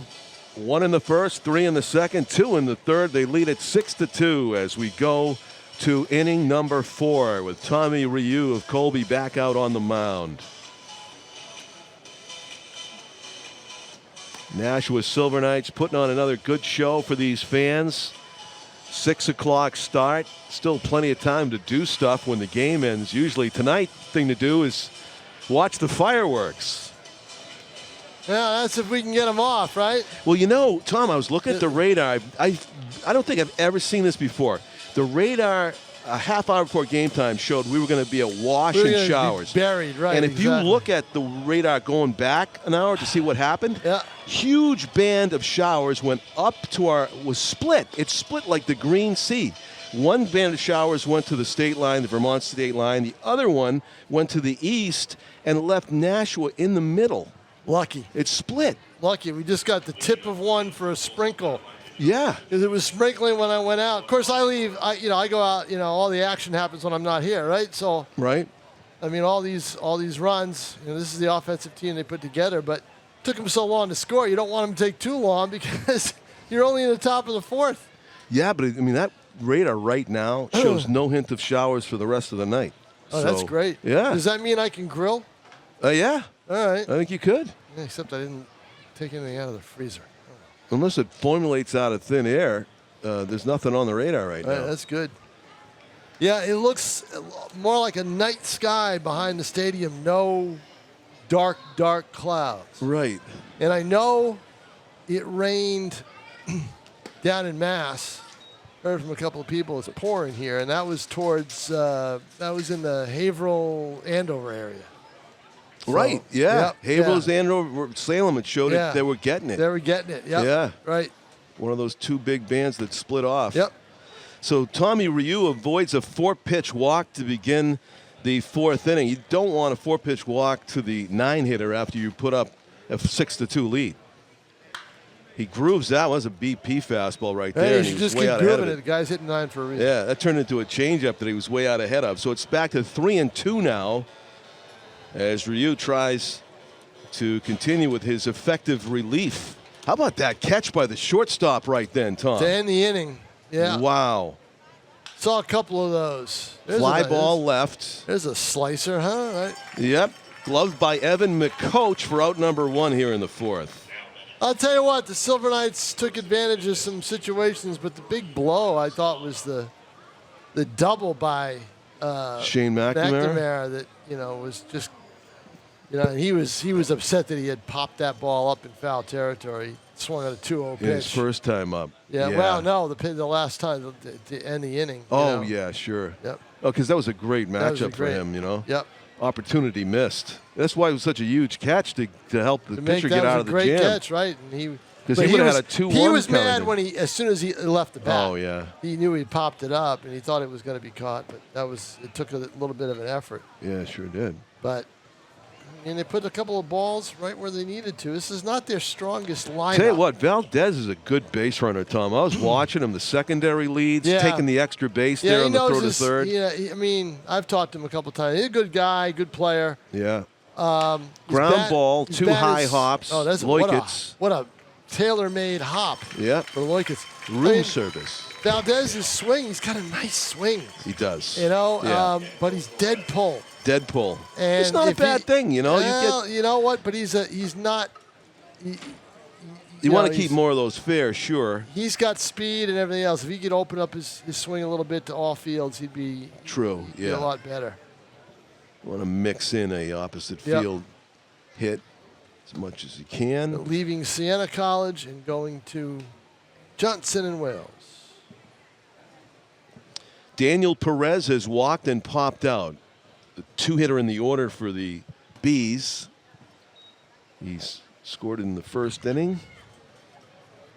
It's part of a 4-walk inning for starter Andrew Rojovic and relieved by Tommy Ryu. Ground ball, shortstop. Now this is the quick inning you want, right? Textbook shortstop play there by Loikits. This is the quick inning you want if the skies are threatening, which they're not. More fans have shown up at the stadium. I think some people might take a look at the radar like you did and say, hey, we can come out here. Yeah, and fireworks to come. Fireworks, exactly. They got a fireworks show, the final one of the season, final home game of the season. Boy, I'll tell you, it went by fast. It usually does. Yeah. Usually does. So. Especially at our age. Everything flies. Oh, boy. Tell you. Yep. And speaking of flying, 2 weeks from today is the first official high school football practice. Wow. High school football will be here already. 2 weeks from today. 2 weeks from today, the first official practice. And that starts the clock ticking.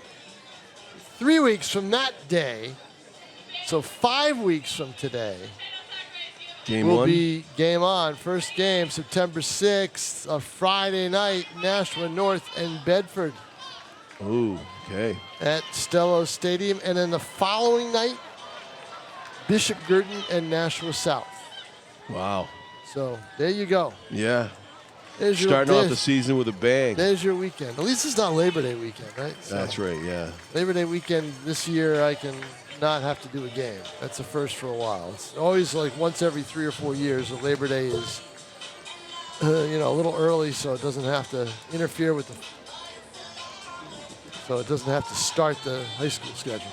That's Tom King. I'm John Collins as we bring you the final regular season home game of the Nashua Silver Knights for 2024. Of course, going on at this time here on the education station, you guys know this, but the Paris Olympics, very controversial for a number of reasons, but there's no controversy about the greatest gymnast of all time, Simone Biles. Simone Biles, yeah. Breaking out the goat necklace last night, Tom, and rightfully so. I gotta say, she earned it. Yep. But just how about that great role model for the young gymnasts everywhere to emulate? But well, I think the best thing about it is her husband can now go back to doing what he's supposed to be doing, which is NFL training camp. Training camp with the Green Bay Packers. Yeah. Is that who he plays for? Green Bay? Yeah, I think it's Green Bay. Yeah.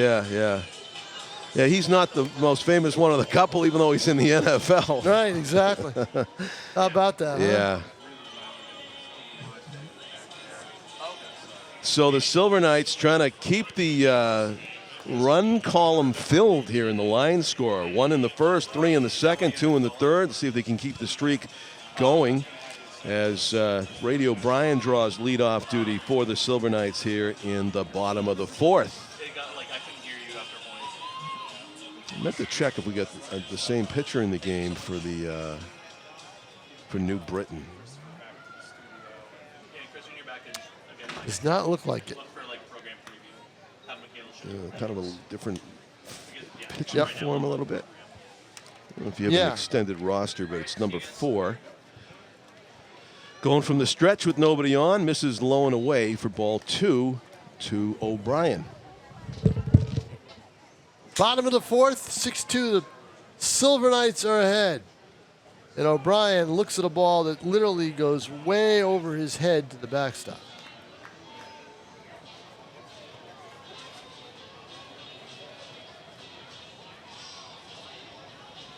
And they play Wild Thing on the PA system.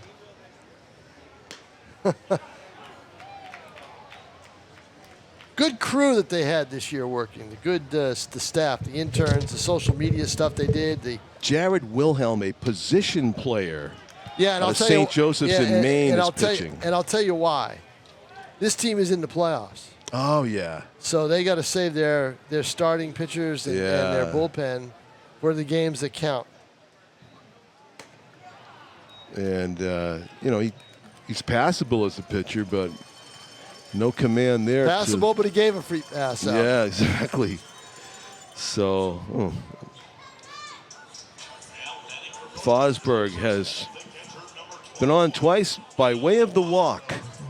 Looking for an opportunity to swing the bat here against Jared Wilhelm, who's from Tollington, Connecticut, and plays St. Joseph, Maine baseball. Fosberg out of Northeastern, Tom's alma mater. Yeah, a lot of players. They get a lot from Glavin. I told my Dave Coleman story earlier in the season, the catcher at Northeastern. They retired his number back in the 60s. Right. And he's probably on the wall down there somewhere, I think. 2-0 count to Fosberg. And it's blocked nicely by the catcher for the Bees. If I'm not mistaken, they still play over at, I believe they still play over at Parsons Field. I think they do, and of course they upgraded the quality of the field. Yeah, I mean when it was there, it was half dirt and half astro. At the time, AstroTurf. Right, I remember playing on that. Yeah, but there's no football anymore. The football played on the AstroTurf. And the AstroTurf. It was that really springy kind with the crown in it. Like if you stood on the sidelines back in the day, like in the 80s. I never walked on it, but I'll tell you one of my first football. Because I worked for the Northeastern News back then. Oh, right. So one of the first athletes, I interviewed a kid who was a quarterback. He stayed there through 5 years, and he played 4. Nate Kearney takes a strike. But the one guy that he was throwing to a lot, and I interviewed him, I don't remember if it was early in the season, or my freshman year, or later in the season. And I had the I had the opportunity to actually, as in my older days, get to know him a little bit. And he since has passed on suddenly. It was Dan Ross.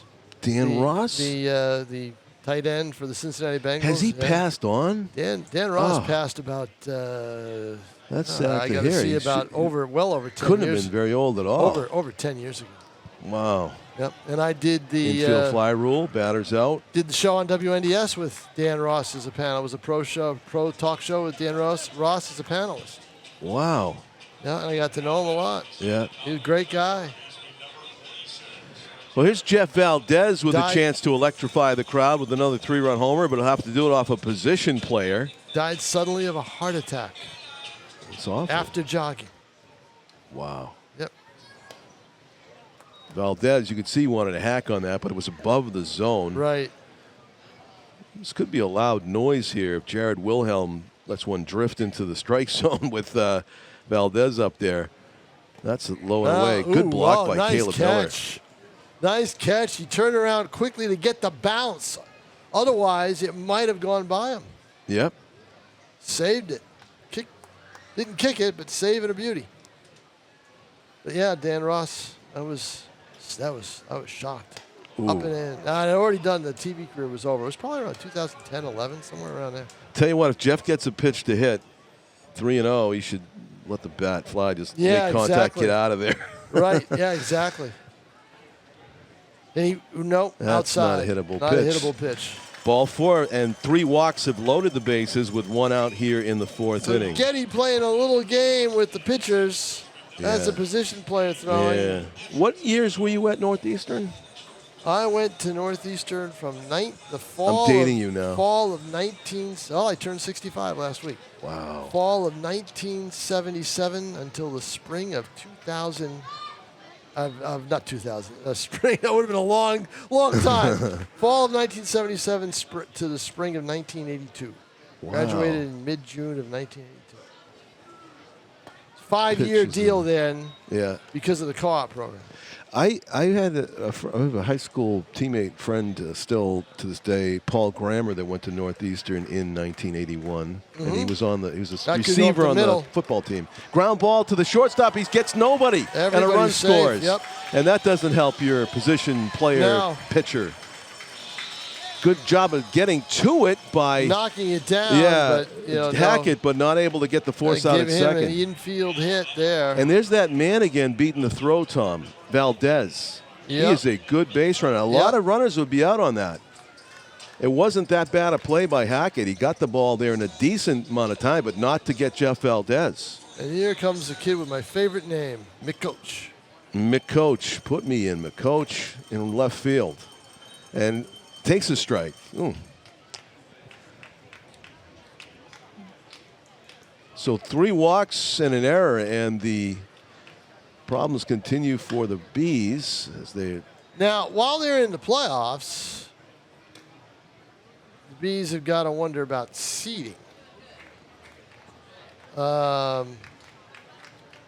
a look at those standings in a second. Oh, you mean is there still in question who's going to finish first? Well, I'm just talking about overall seeding Yeah. to see. Let's see what we got One team here. had 35 wins and one team had 32 last time I looked.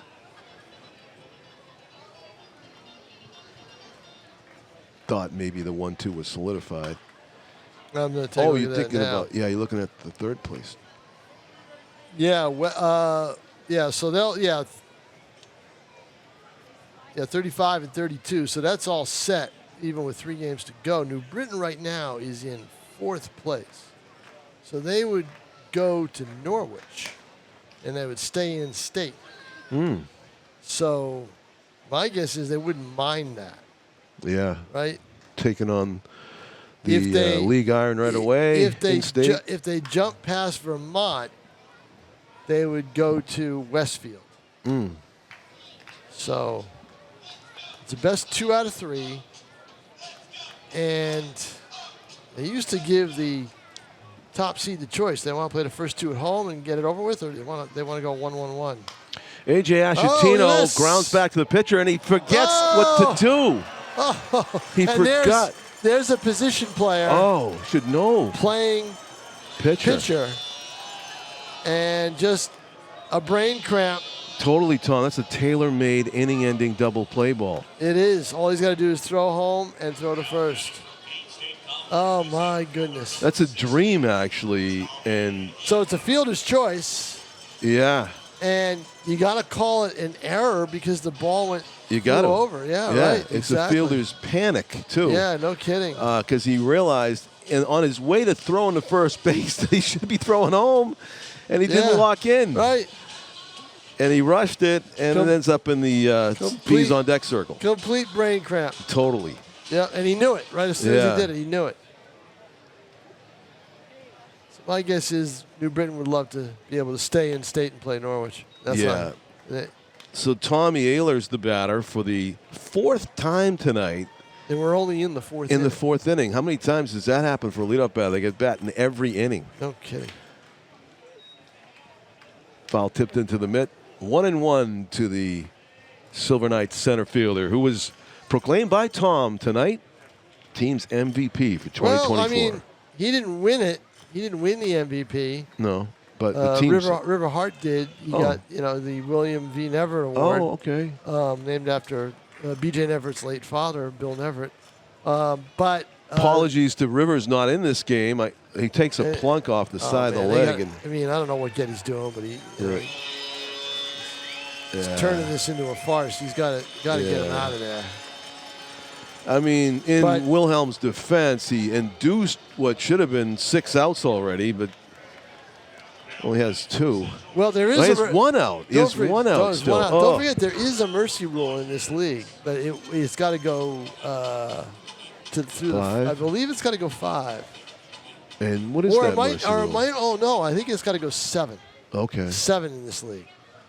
5 for a 7-inning game, 7 for a 9-inning game. This is a 9-inning game.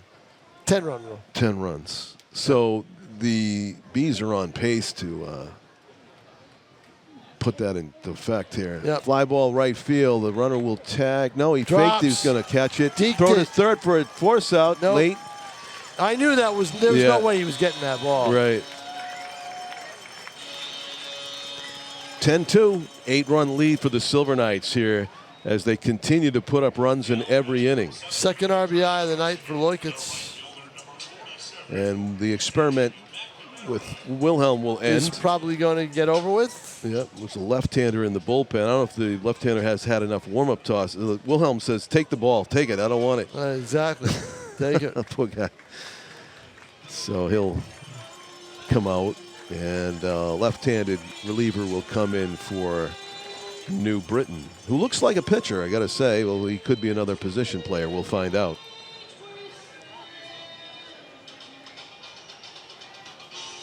No, he looks like a pitcher. He looks like an arm. Does, yeah.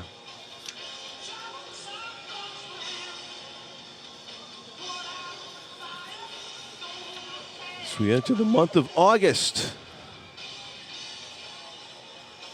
As Tom pointed out earlier in the telecast, unfamiliar territory for the Silver Knights overall, not to be in the playoffs. It is overall over their year 2 history, years in a row. but it's been too familiar recently.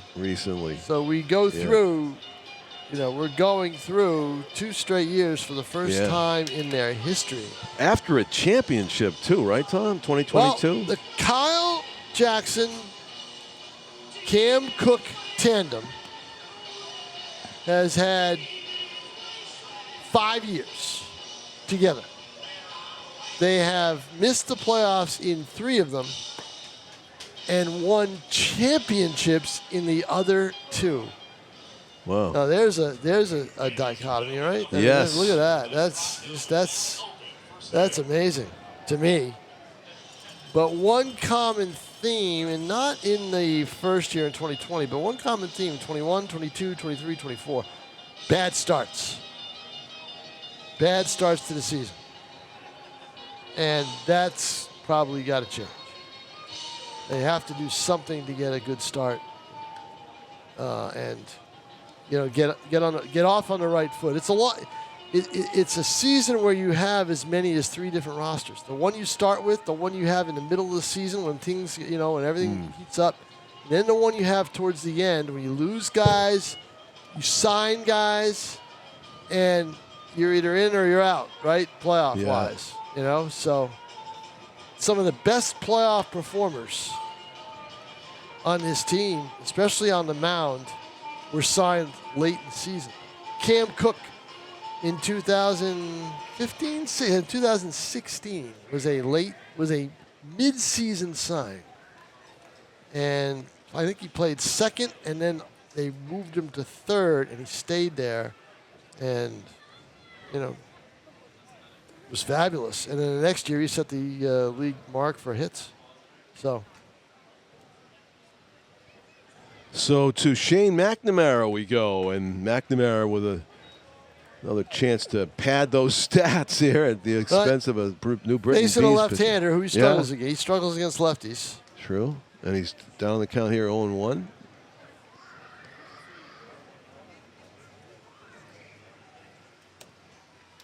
Ground ball right side and glove by the second baseman. Run will score, 2 outs. Silver Knights lead 11-2 on an RBI ground out by Shane McNamara.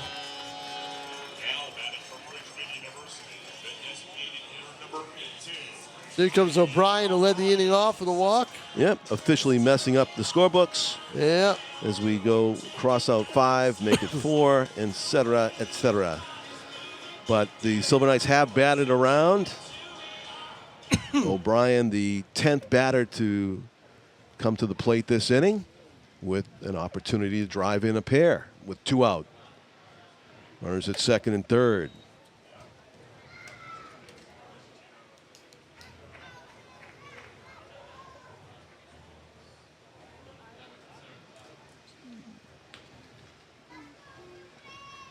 No hint of raindrops on a night that was ultra threatening to begin with, as O'Brien jackknifes out of the way of a threatening fastball down by his feet. Yeah, they had a meeting before the game to decide what they wanted to do. Yeah. They wanted to put the tarp on and wait for it to come and go or start. Mm-hmm. And they felt, well, you know what, we could still play an hour according to their radar. And Yeah.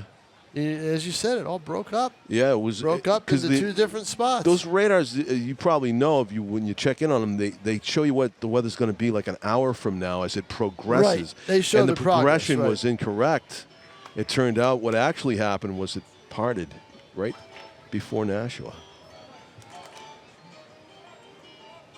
Fortunately for the team and their fans. That's inside. And fans of fireworks. 3-0 is the count to O'Brien. I'm wondering if he'll get a pitch to hit here.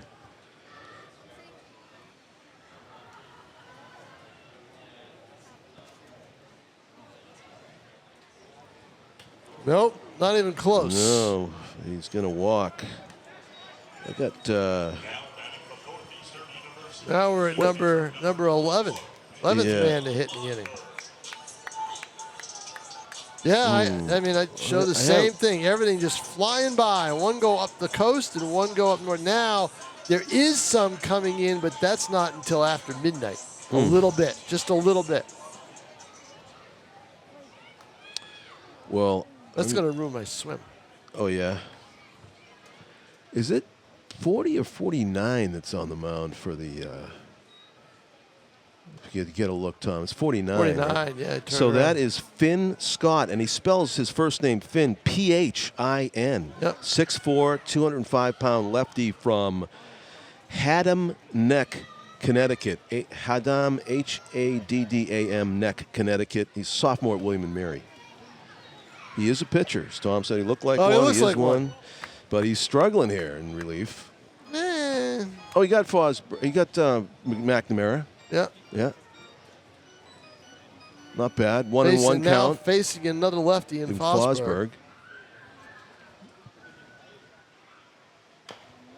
Kind of waves at that, and it's a 1-2 count. Lefty specialist. So they looks did like. put him. Yeah, they did put a real pitcher out there, and maybe getting some work. Not that you might expect him to go for 3 innings. You can manage your bullpen a certain way because they They just got don't. 2 more games this weekend, right? Yeah, that's the thing is you don't want to use everybody and use a lot of guys. So because you got to get 2 more games, and then whether they start the playoffs on what that's a happened pass there? ball and right off his glove. It looked like it hit his equipment. It it was a cross-up. Did it hit Really? the umpire? I don't know. I thought it was. It did hit the umpire. You can see Finn Yep. talking to him saying sorry that happened, and it was a cross-up. The catcher just didn't get his glove up. He was looking for a slower pitch. Right. It was the fastball, and it might have even been a strike. 2-2 is the count. Yeah. And now, And a run came home. But that's the all-important 10th 10-run lead, yep. But you still have 3 innings left, and you want it a little darker, I think, for fireworks. Yeah. So first base is empty now with 2 outs. Fosberg looking for a 2-2 pitch from Finn Scott. Tipped at the plate as more people absorb baseballs into their bodies at home plate. And what's now a pretty good battle here between Finn Scott and Will Fosberg.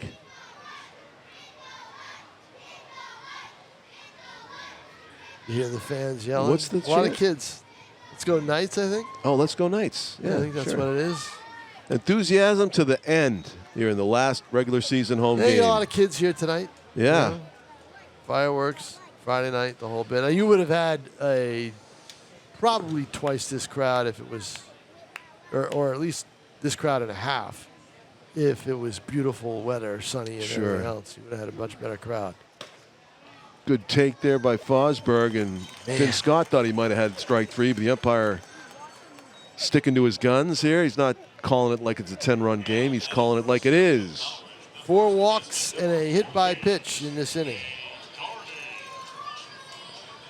You and I might have called the FCBL game with 0 walks, Tom, but it's a distant memory for me. You know? I'll tell you what, if Cam Keaveney had gone 9, we would have had 0 walks. Really? Wow, good for him. I think there was only 1 walk issued by the whole team. No, there were a couple because poor Andres Holfacker came in. He walked the bases loaded. Before he got out of it. unscathed with no runs, Yes. he walked it No, loaded? he gave up 1 run. Oh, he did? Yeah, He gave up the one one run. I Gave up was the one wondering how run. they got that. Yep. Is that a foul ball? No, that bounced, and that's going to be a run. Yeah. It was a check swing Check by swing. Kearney. Yeah. He didn't swing, and the ball eluded the catcher, Caleb Miller, who's had a rough inning back there. And Yeah, I don't know if you'd call that a wild pitch or a pass ball. I guess a pass ball, right? guess it hit the dirt right in front of his shin guards as he dropped to his knees. Yeah, okay. It's a fall. I'm sure he would have tell you he should have stopped, but I guess he called that a wild pitch. And another run. 11-run lead for the Silver Knights, 13-2. 2-1 count to Kearney. That was the right move to bring the lefty in the situation, but the Silver Knights continue to tally runs here. One crooked number after the other in the line score tonight. 7 runs so far in this inning, as Kearney jams it off to the left. 2 balls, 2 strikes. Kearney, the 12th batter to come up in the inning.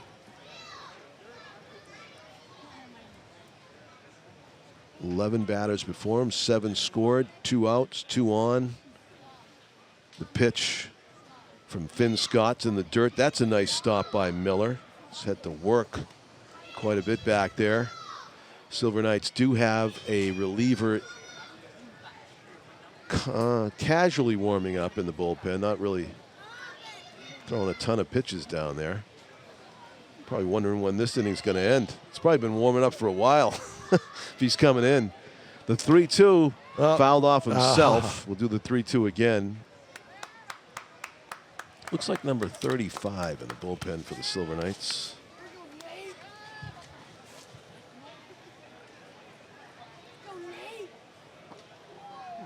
Maybe 39, John Maluski. That's my eye test, Nashua Eye Associates eye test, looking at the uniform number of the pitcher warming up in right field. It's There always you like, go. tell me what line you can read on this chart. It says So 35 or 39? 0.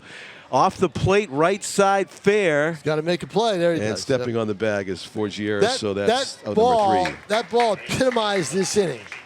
Slow. Yeah. Oh, my God. Inning riddled with misplays by the new Britain Bees 7 defense. runs and one. I count. Am I off, One John? hit? One hit. I count. No. Well, 2 hits, an infield hit, but only one hit to the outfield. One hit to the outfield. One hit to the outfield, Yeah. and they score 7 runs. I had the Silver Knights with 6 runs on 6 hits at one point in the game. Up on the scoreboard, it said 6 runs on 6 hits. So they got 7 runs On one with hit. one more hit. Well, he must have ruled that play an error. Oh, okay, yeah. Yeah. They did, I guess. They did. I don't know if I do that. That was Right. the ball he knocked down. Oh, yeah. Yeah, I don't know about that one. Yeah. That was a borderline call, but meanwhile, who do we have on the mound for the Silver Knights, who had to wait a long time to Well, get we know it's not you or me. That eliminates 2 people in the stadium. Alex Miesig. Oh, Alex Miesig, former Nashua North pitcher, Oh, yeah. the unsung hero of the 2022 championship team. How so? He came in relief with his team down by, I think, 5-1, 5 whatever, and he pitched, I think, 4 or 5 innings. I think 4 innings of shutdown, Really? scoreless relief, and Nashua rallied to win the game. Had Miesig not done that, Vermont would have been celebrating a championship on this field that night. Huge. Yep. Probably the greatest relief appearance in the history of the Nashua Silver Knights. To hear you Well, I describe mean, it. I think it was the most impactful. How And about most that? impactful, sure. Yep. He gives up a couple of runs. It's a totally different game, and maybe a loss, and the championship goes the other way. Yep, that's exactly it. Because we all focus on the offensive heroes at the end, right? But Right, and he and, gave you know, them the chance. And Vermont rallied to tie the game in the 9th, and then Nashua won it on a walk-off in the bottom of the 9th. That was game 2. They needed to win to go back to Vermont, and I had to make my first venture to Vermont since 2010. In 6 championships, that was the most improbable, don't you think, as it unfolded? Yeah. Yes, I would say so. Because of the way the season went. Yeah. But see, part of the reason why they missed the playoffs is, if you remember, back in 15, 16, 17, 6 teams made the playoffs. Everybody almost Or made the playoffs. 5 or Yeah. 6. So you either play you Had would a play play-in game. you had a play-in game, and then you play your series. And Yeah. Nashua, won a play-in game. If they and still have the play-in game, Silver Knights would still mathematically be alive, right? they'd be in. Oh, 5 teams? If they had 5, yeah. Oh, I mean, boy. there's 8 teams in the league, including the Road Warriors, and right Oh, now yeah. All right. the 4 teams that aren't getting in are Worcester, Nashua, and Brockton and the Road Warriors. So Miesig facing the Bees here. I in the bet. I fifth wonder. inning. I didn't talk. John Creedon mentioned that to me when I interviewed him tonight about the more teams, less teams making the playoffs. Joe Palucci likes less teams because he feels that that's really gives more credence to the regular season. And in a way, he's right. Mm-hmm. So, but now the 4 teams have basically been decided. So Yeah. there's really no race on the final weekend to get in. I would go 5. I think you're right. I would go 5. Think they might go back to that? Because I would go 5. Because it takes some of the drama out too early. Right, because you'd have a like race. a week early. Well, I mean, look, what was Kyle Jackson's message to his team? Just want to catch the team above him in the standings. Right, which is Worcester. Yeah. Instead, they'd be racing Worcester to try to get into the playoffs. Right. And it would be a much different different deal. Sure. Yep. Those 2 games up in Vermont Much would be a different big deal. Oh, they would be. Oh, yeah, huge. Huge for Nashua, not so much for Vermont. And there would still be the chance of another summer home game here at Holman. Maybe. Game 2, maybe, if they get in the playoffs. Well, the The It's Worcester low game. seed. The Worcester game. Depend. Well, if they beat Worcester for 5th, they'd have to go on the road for a play-in game, right? Yep. So, careful what you wish for, Tom King. You'd be driving up to driving up to Vermont. That's right. So, the 3-2 nice strike pitch. 3 There it is. call. Meesing. I love Meesing's pitches. Wow, Kyle Carson gets I frozen. can watch Meesing pitch all day. He joined the team late this season. I was away. I didn't have a chance to figure out how he got here or what happened. I should have. It was funny. Kyle Jackson.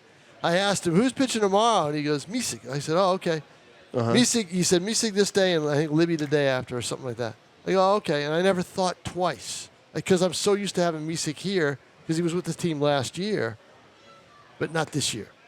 He was not with this team at the start of this year. So I never even gave. I should have asked him. Wait a minute, Meesing, when did he come back? So, Alex spins a cut fastball in the inside corner to Freddie Forgione, who felt like he might have been maybe quick pitched a little bit there, so he called a timeout. Yep.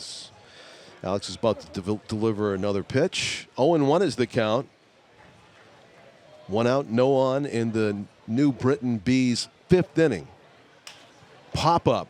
Left side, Jeff Valdez has it measured, catches it right over the foul line. that would have been an adventure all spring for every high school team that played here. Right? It was unbelievable. I remember that now. It seems like a year ago. It was only a few months ago. But it was an issue. 2 out, Justin Hackett.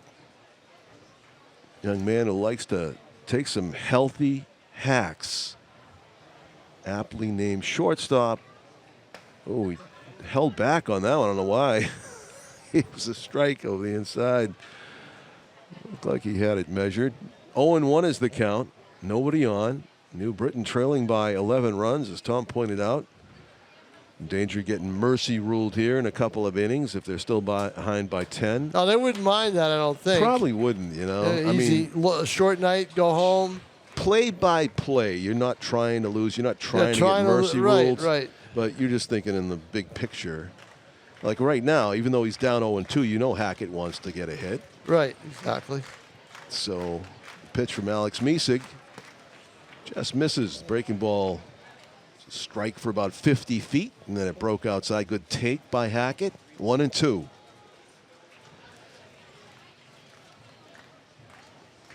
New Britain getting both of their runs at the beginning of the game. The first 2 batters scored, and then that's been it.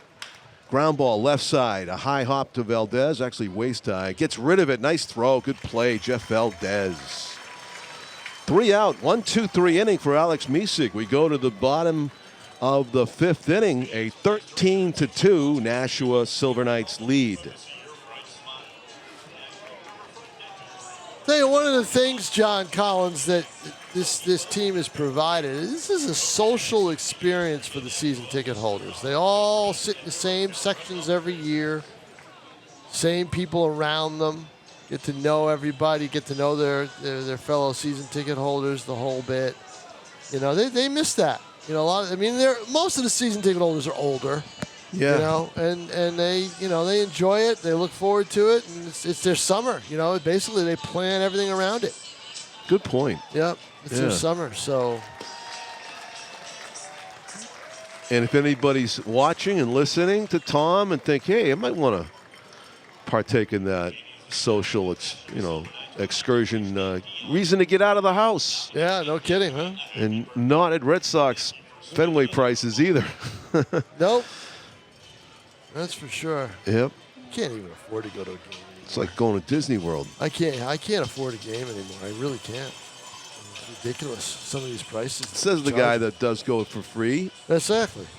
That's the only way I'll go. As long as the I requirement is he has to work. Every time he goes for free, he has to write like 3 articles. Right. I don't go to Celtics game. I don't cover the Celtics. Mm-hmm.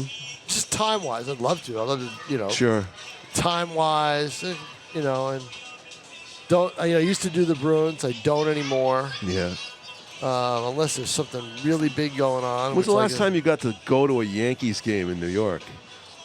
John, I haven't been to a Yankees game in New York since Don't say since you were a kid. Since I was a college student. Wow, really? Yeah, the last time I went was 1977. Oh, well, pretty good. Long pretty time. good team. Long time. Maybe Long maybe time. 78. Might have been 78. Yeah. But, as I told you before, I've seen the Yankees a lot of times at Fenway Park, including the 78 playoffs. Happy 65th birthday. Did anybody do anything special for you? That's a big number. Not really. No? No, it's pretty You know what? kind of quiet. Yeah, I know you kind of like your privacy and stuff, but Yeah. 65. Best thing there's two great things about that day. It was a great pool day, out in the sun and then splash in the pool, and the Yankees beat the Red Sox that night. Did they? Those are the two things that. Did Aaron Judge hit another one? I think he did. If he played, if it was in Boston, he hit one out. There's no doubt about it. Yep. Yeah. That was threatening though. That was the start of their winning. So you had a good day. You had a great day. Did you get any cake? Yes, I did. Wow. Yes, I did. Yep. Good Joe. Yeah, I bought it myself. No, a friend of mine bought it earlier in the week. And Nice. That was it. So I still have some in the fridge, but no, you can't have any. Hey, when you get limited cakes, you What's gotta, the lifespan of cake in the fridge? I got to eat that before. I got to eat the rest of it. That's Google for me. Yeah, exactly. Yep. 1-2 to Jeff Valdez, and he gets tied up strike 3. Good pitch by Finn Scott.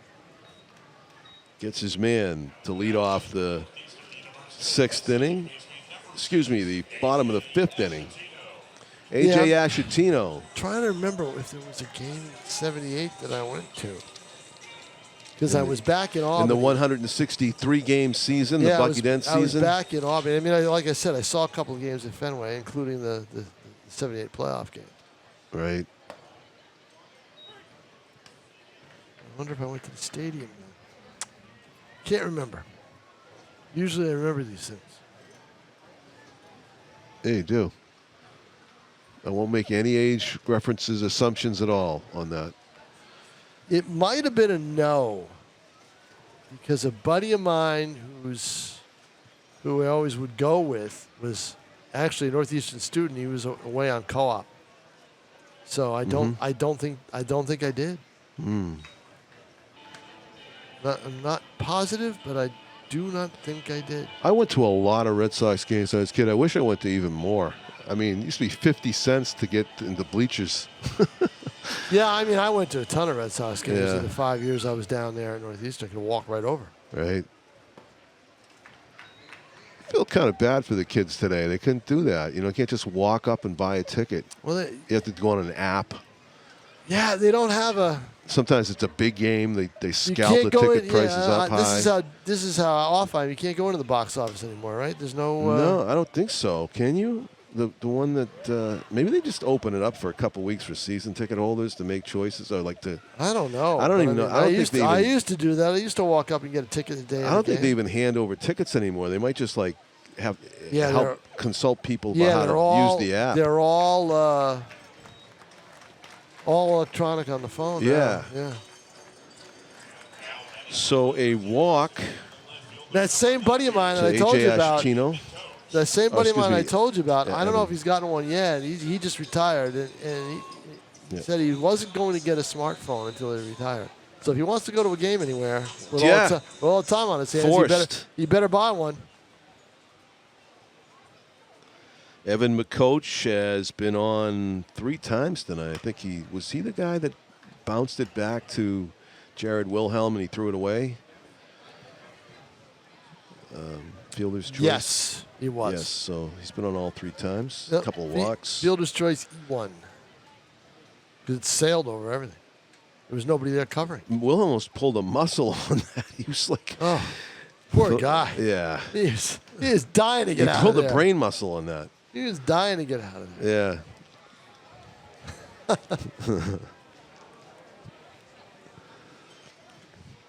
BJ Neverett is in the park tonight, talking about BJ. Oh, yeah? He is down there towards the midway up the first base line on the concourse.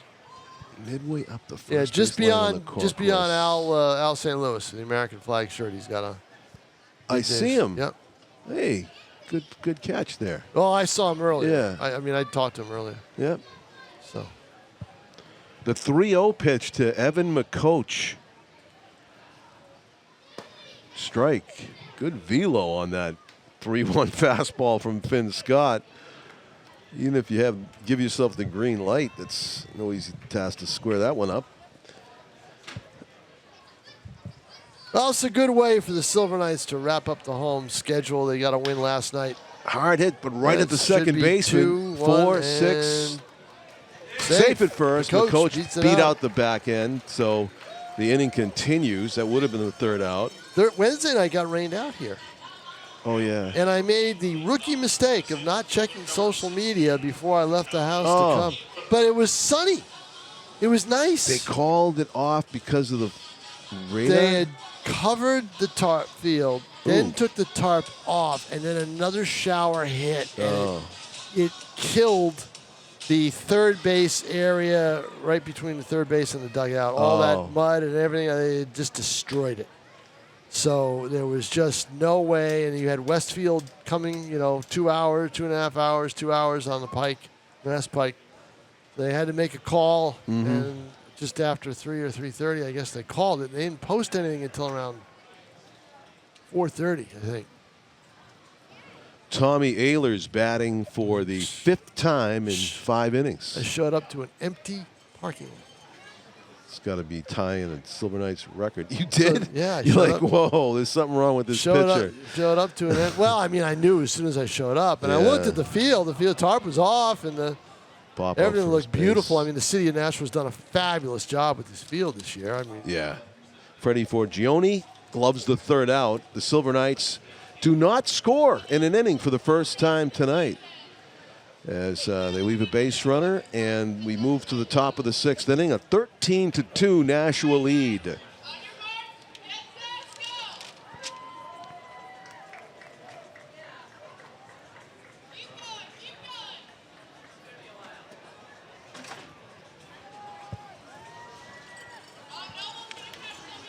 BJ Never had quite the nice tan going over there. Well, he lives in Florida now. Oh, that's part of it then. Yeah, but I think he comes back and forth.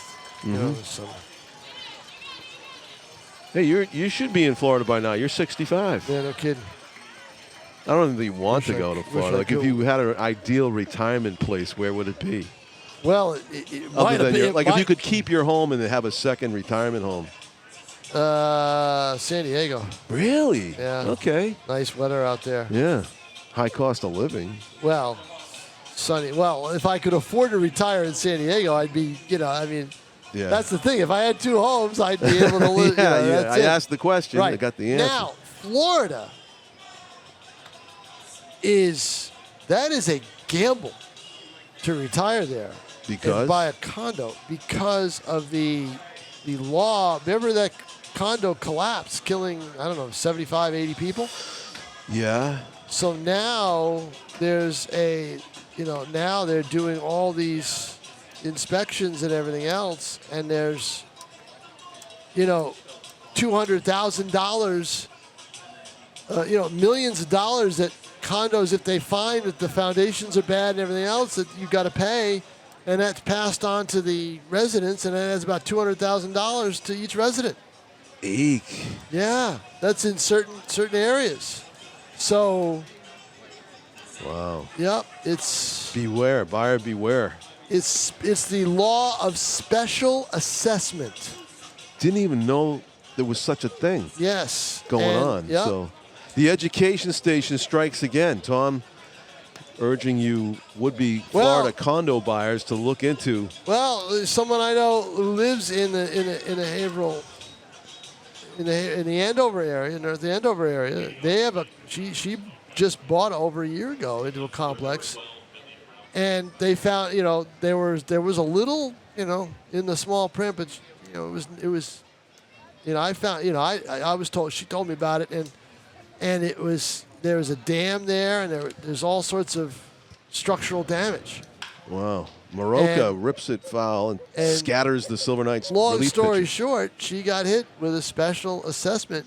Not once, but twice, because now there's rotting in the window area, and they have all the units, and they have to do work on those, replace those. What community in Florida is that? No, it's not in Florida. This is in Andover, Mass. Oh, this is nationwide thing? No, this is in Andover, Mass. Okay.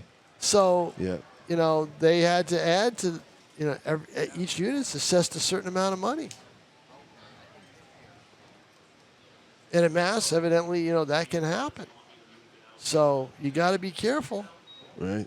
And she's working 2 jobs just because of it. So, but in Florida, the assessments are much bigger. Yeah. So 2-1 pitch to Maroka, pounded through the right side, and losing his footing was only the Ashatino. second hit Ooh, for the that's incredible. Bees here in the 6th inning. So in Florida, another buddy of mine retired and moved down there, and he had he sold his home in Waltham, and it was in Mass, so it was really worth a lot. So he was able to buy expensive down in Florida, $500,000 I think, and it was or $450, something like that, and it was new. The condo was new. So you get a break there, but you better not live too long of a life. In case there's any kind of structural damage, you're going to get hit with a ton of money, So yeah, those things age, right? So right, but there are people in Florida right now who are like, so what you do then, right, is you're trying to sell it, and if you sell it, you got to sell it way low, discount, at a huge discount. Like for example, you bought it for $300,000, you sell it for about $120,000, and you're stuck. Yeah. And there have been some people who have moved down there. There he goes. There he goes. Throw to second. Got him picked off. Yep. And he's going to escape. Oh, my goodness. And you don't give an error on that. Nope. There's no play. There's no play. There's no play. Maroka figured out a way out of the maze of what happened fielders. was if you get a situation like that, either the pitcher or the catcher has got to run over and cover first base. And nobody home. Niesig and is that Fosberg did not take it over there. So, but there are people in Florida who retired and now have had to unretire if they're if they're on the borderline there. Unreal. To be able to pay. Tim's like, no. He's like, I just said, Tim just waved that off, that thought. He's trying to erase that thought from his head, what you just said, Tom. Right, because Tim's got property down there, right? Unretired. Yes. Yeah. He does. He says, no, we don't. Oh, he doesn't? Oh, No. I thought maybe because his father lived down there. His late father lived down there.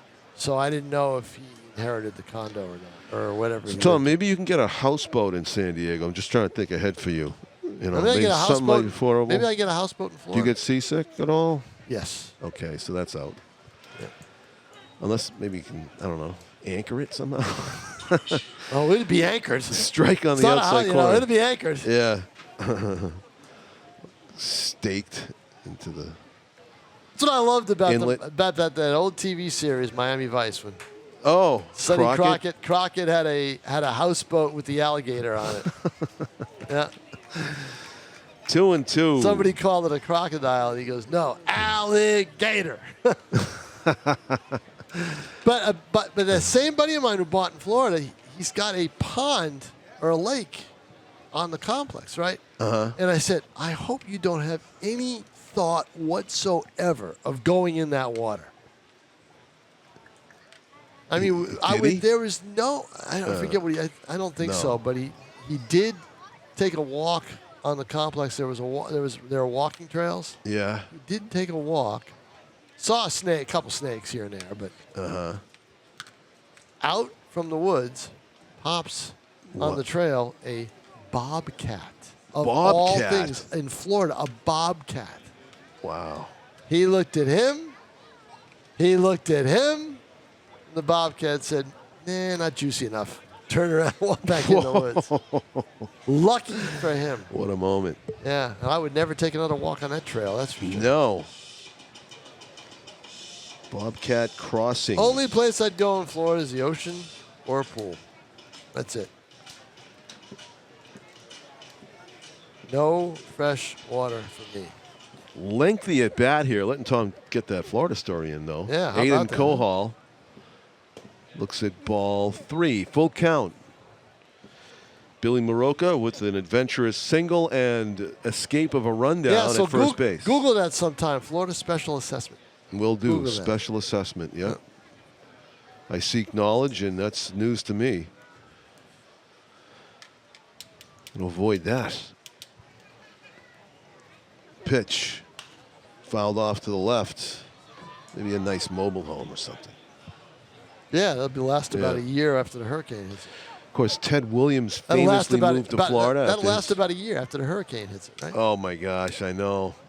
Yeah. My friend, former Merrimack New Hampshire selectman Dave McCrae, closed his Silver Chariot business, his airport, auto ferry business. Yeah, auto ferry, yeah. And successful business. He closed it. And he moved to Anna Maria Island, which is a barrier island off of Sarasota.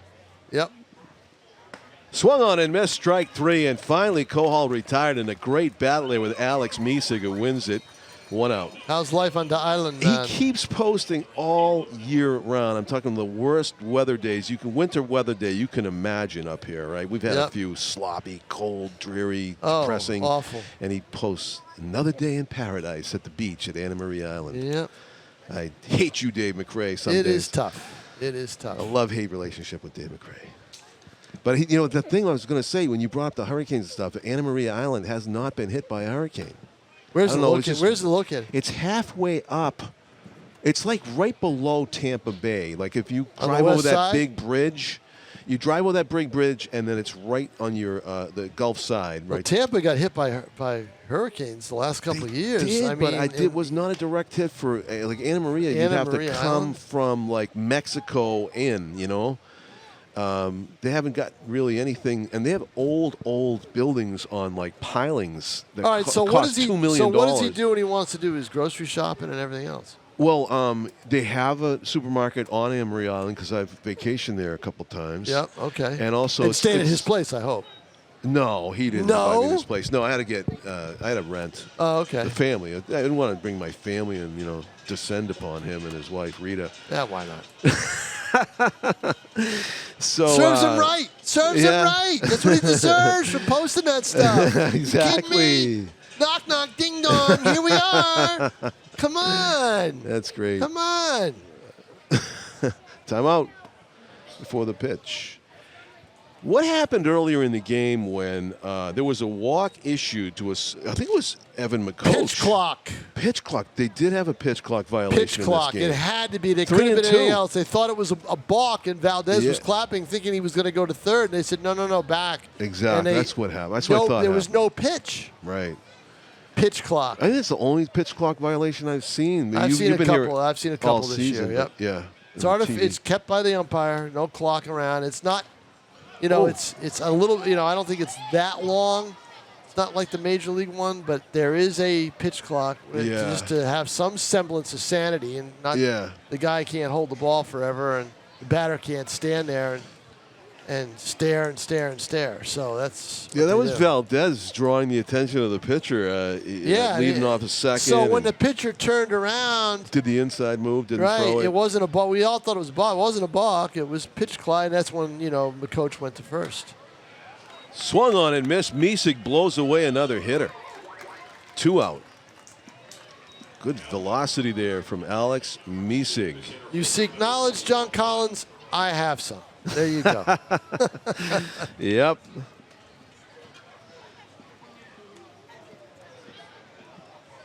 I don't know if you don't have the time now, but like in retirement, are you going to write a book ever? Did it come to your thought process? Maybe. I don't know. It'd be tough. And what would it be about? With no idea. You could join the Patriots pantheon of books. I don't know if there's so many people who climbed on that. It's I know, ridiculous, huh? Nashua related book? Maybe. I'm not sure. Probably be one where I don't have to do a lot of research, but because it might be fiction. I'm not sure. I really don't know. I got a lot of stories. I know that. That's for sure. I could put them all in an anthology. Possibly. Not sure. Got to do something. Do you?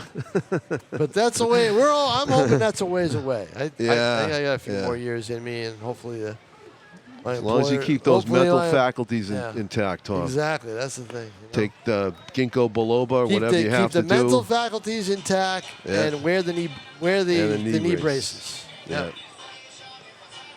So I'm going to need those knee braces in the fall when I make all those steps up Stello Stadium, up and down, up and down, up and down. Oh, my God. It's been a nice break from that, believe me, but I don't have much time before that starts again. 5 weeks, up and down, up and down, up and down. How many steps? Did you count them? I don't count how many steps it is. I'm going to count them our first game. I'll let you know. All right, you let me know. I remember doing it the first day back at active duty after I had gotten over COVID. Yeah. Oh boy, that was hard. The 1-2 pitch to the backstop. Gonna take a shot. Play, yep. Nice play to back up second base. Yeah. By Loikitz. By AJ Ashatino. Loikitz was the shortstop who covered it. Yep. Yeah, as tall as Loikitz is, he was over his head and glove, and if AJ's not there, it's in center. 2 balls, 2 strikes, 2 outs. 2 balls, 2 strikes, 2 outs, and feels like 2 hours to go. Oh. This game is 2 hours and 21 minutes long already, and it is only in the top of the 6th inning. So we'll want to have the camera down on the field towards the dugout in between the going into the bottom of the 6th, because it'll be the last Love Is Gone performance by the Silver Knights of the year. Might want to catch that. We might want to catch that on camera, maybe. Hint. We will. Hint, maybe. Full count. Don't know if we always do or not. Yeah, that's what I figured Tim does. Rock to right, deep. It's going to get down for extra bases. And there'll be a run. Into the alley, and it's going to be triples alley. Triple alley. Chris English's invention. Yeah. Triple alley. Strikes again. Does. Best hit ball of the night for the New Britain Bees. Plates a run with 2 out, a triple. Dangerously impacting. For Ryan Perez, the 9-hitter, rocking that one. And that's it from Easing. That dangerously impacts the 10-run rule. 13-3 now. Ooh, he represents the... He represents the run that gets him below. That's right. It would cut it to a 9-run game, and they're going to say thank you to Alex Miesig and try to keep that runner at third here in the top of the 6th inning.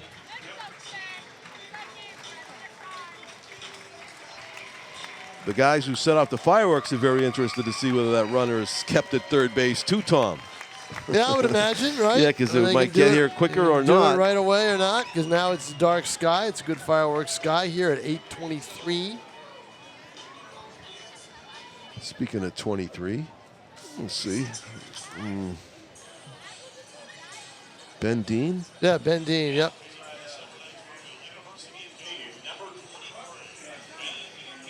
.6'3", 210 pounds from the University of Dayton. Dean was warming up last night in the 6-1 game in the 9th inning when Holfacker ran into some trouble. Dean was up warming. I'm pretty sure his hometown of Swansea, New Hampshire, got hit by some rain tonight. The Nadnock Regional was his high school. Because that was where the rain split off to the west and the east. Yep. It's a beautiful place to grow up. It struck me always when we did the rare times I went to Keene for road games, football. Just you go over that. What's that? Is that 111 that goes that way? 101. 101, and it's just like it's a own little hamlet out there. Keene. It is the worst drive known. It is a bad drive, but once you get if you bring up a family, that's over why. there, Well, nice. they stay out there. I mean, that's why I give the athletes and the coaches and everybody else at Keene a credit. I mean, imagine the Keene Spalding trip, John Collins. I heard it. That was Tim. He's right. Tim yes. Imagine that ride. Grueling. Huh? Yeah, he won't imagine it. Says then. Yeah, it's something that the Red Raiders have done many times over the years. Now that they went to the, was it Southwest Central? Is that how they do the football now? Oh, for football, yeah. Keene is in the conference with the Nashua teams. Right, so they don't have to go to Keene, right? Well, Rochester, Spalding doesn't go to Keene much. No, once every 3 years when the conferences overlap, when you're out of conference. Oh, play, right, yeah, they have to make that you're trip. playing with another conference, right? Yeah, I have. But they play all the other sports. Yeah, And a lot of times, Spalding's in Division II in some, but they're mainly in Division I. So Keene and Spalding will play each other, and it's a trip. It's a long trip to go to Spalding. Period. From here, imagine what it is from Keene, but imagine both ways: Spalding going to Keene going, vice versa, the whole bit. It's not good. Not good. So Ben Dean trying to keep that runner at third base with 2 out, throws a high fastball for ball 1 Block off the week to Ryan Skilaba. Designated hitter for the New Britain Bees, batting for the 4th time tonight. He reached on an error and scored, blocked and grounded out. Swings through that one. 1-1. Tom and I are old enough to remember when the first Jumanji movie with Robin Williams was filmed in Keene. It was a big deal. We were working in our respective news jobs in New Hampshire. It was on the front page every day. Filming in Keene, New Hampshire. I want to say the original Jumanji movie. They remade it, right? And it's a pretty entertaining movie, that first one. Ground ball to the short side. It's going to be a tough play for Leukitz. Throwing on the run. Off to the side. It is a 13-4 game as Ryan Perez scores the 4th run for the Bees. RBI single. See, this is what happens for when Skilaba. This is what happens when the game drags. Yeah. Your defense tends to drag with it, right? Yeah. I did give that a base hit, Tom. You? Yep. Yeah. It was one of those plays that it's kind of like an elite shortstop play. Very difficult. Can't assume the out, but it was there to be had if Drew got that on target. That's a run, right? It's a run. It's 13-4. 13-4. It's a 9-run game right now.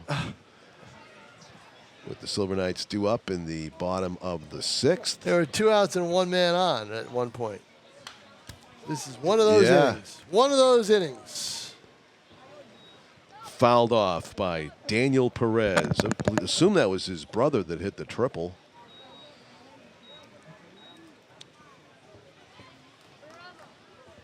Dan, the second baseman, has walked and scored, Daniel popped out Perez and grounded has out. been in this league for a couple of years. Has he? Mistaken. I've seen him play before. Fouls off another one, 1-2. As the Silver Knights work their way through the bottom of the baseball box barrel, I guess.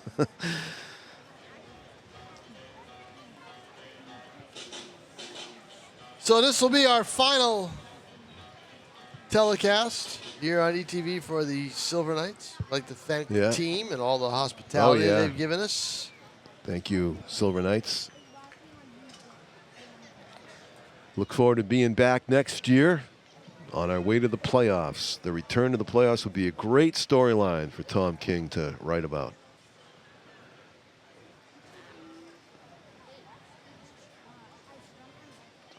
Two balls, 2 strikes. The pitch in the dirt. Blocked by Will Fosberg. Yep, just overthrew it, tried to throw it too hard, tried to just throw a fastball by him, and he just mechanically did not do what he needed to do. Please don't walk. Please don't walk. Tom praying to the baseball gods. The runner goes. Ground ball to the second baseman. He'll have 1 play to first. AJ does it and nicely. I'll tell you what, because the runner was going, that's why that play was able to be made. That would have been a base hit up the middle otherwise. Second baseman went over to second to back up the throw. You're absolutely on a right. steal, and he was right there for the bouncing ball. He got a good 3-step jump before contact. Yes. Otherwise, I think that's a hit up the middle. Yep. So instead, the 3rd out of the inning. Nice play by Ashatino. Love is gone, Dance, for the final time. Gone, but here comes the entire team and the interns and everyone out here to do it. The final time for the season. For 2024. Yep.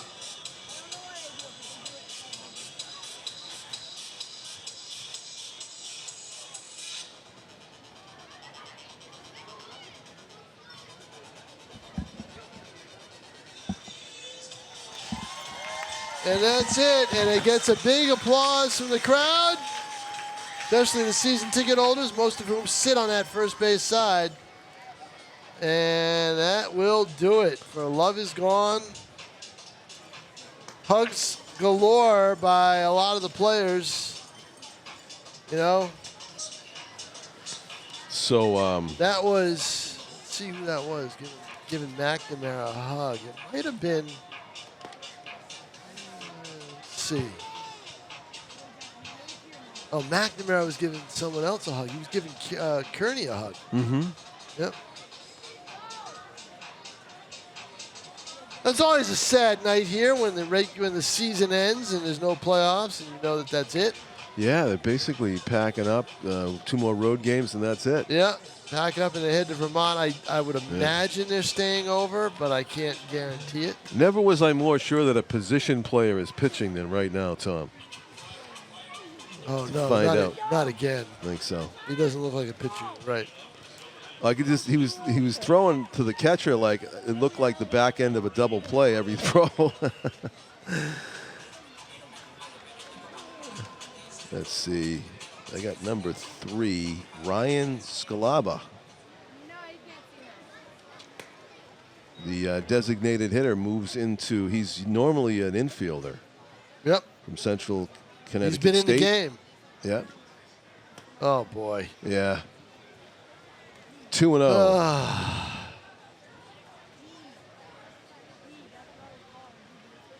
I can tell you right now what the problem is. He's not bending his back as he lets it go. He's throwing the ball straight up. Yeah, This is unbelievable.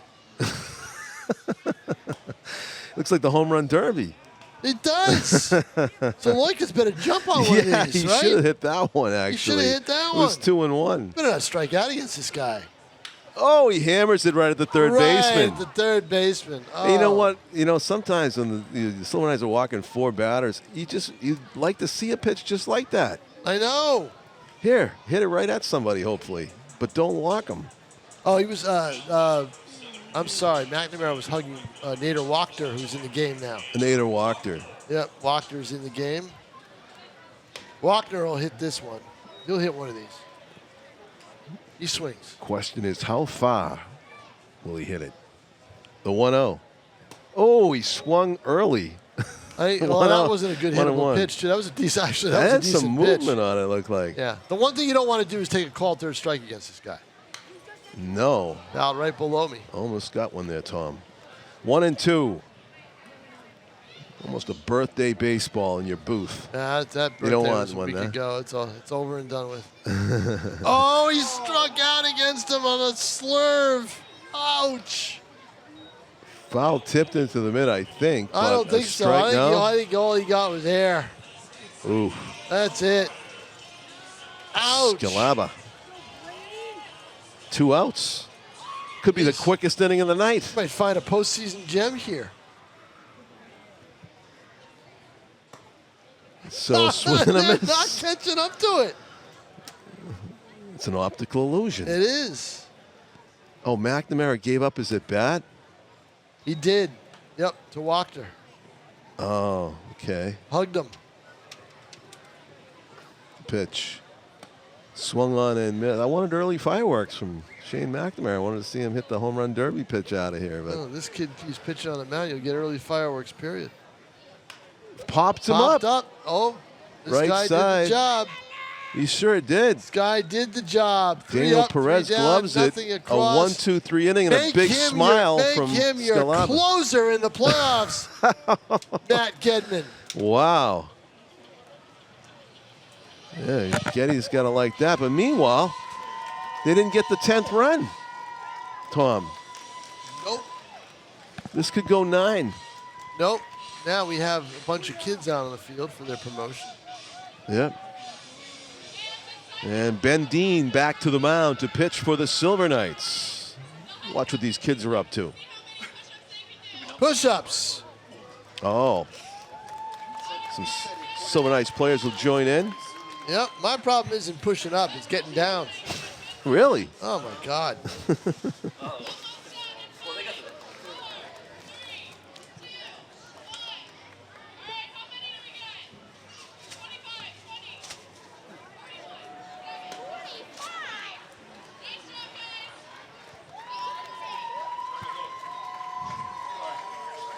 It was Anderson Cuello Batista that was in on that number 5 for the Silver Knights. Had one of the 2 best relief outings that I've seen this year. The other one was by Rio on Education Day. We did the game. Oh, he's very fit. He did those push-ups really easily. Batista threw BBs for 5 innings here against us. I don't forget. I believe it was against Worcester. Well, he is a senior at AIC. And that was the night that Kyle Jackson said he's going to take over the pitch calling. And it worked. And he does it electronically. Ooh. Yeah. Leading off of the names for the University of Rhode Island, number 30, TJ He said TJ Gormley, Rhode Island College sophomore from North Kingstown, Rhode Island, 6 feet, 200-pound left-handed hitter, leading off here in the top of the 7th in a 9-run game. Silver Knights up 13-4. That's just not fair. Yeah. 9 runs. Such a tease. Yep. Foul tipped into the mitt, the high fastball by Gormley. But if they do get more runs in the bottom half of the inning, then the top of the 8th would be like the top of the 9th. Right. They have to try to get under the 9th, the 10-run threshold. Yeah, see if they can get a hold of that. Scalaba. Yeah. Yeah. Sorcery. Let's see if they can get a hold of Scalabas, right? He's scalabbing it in there. Throwing a bunch of Scalabas up there. Scalabbing it over the plate. Yeah. Freddie Forgione looking for his first hit tonight. Strauss it straight back to the screen. Who's he remind me of? Lance Berkman. That swing reminded me of Lance Berkman.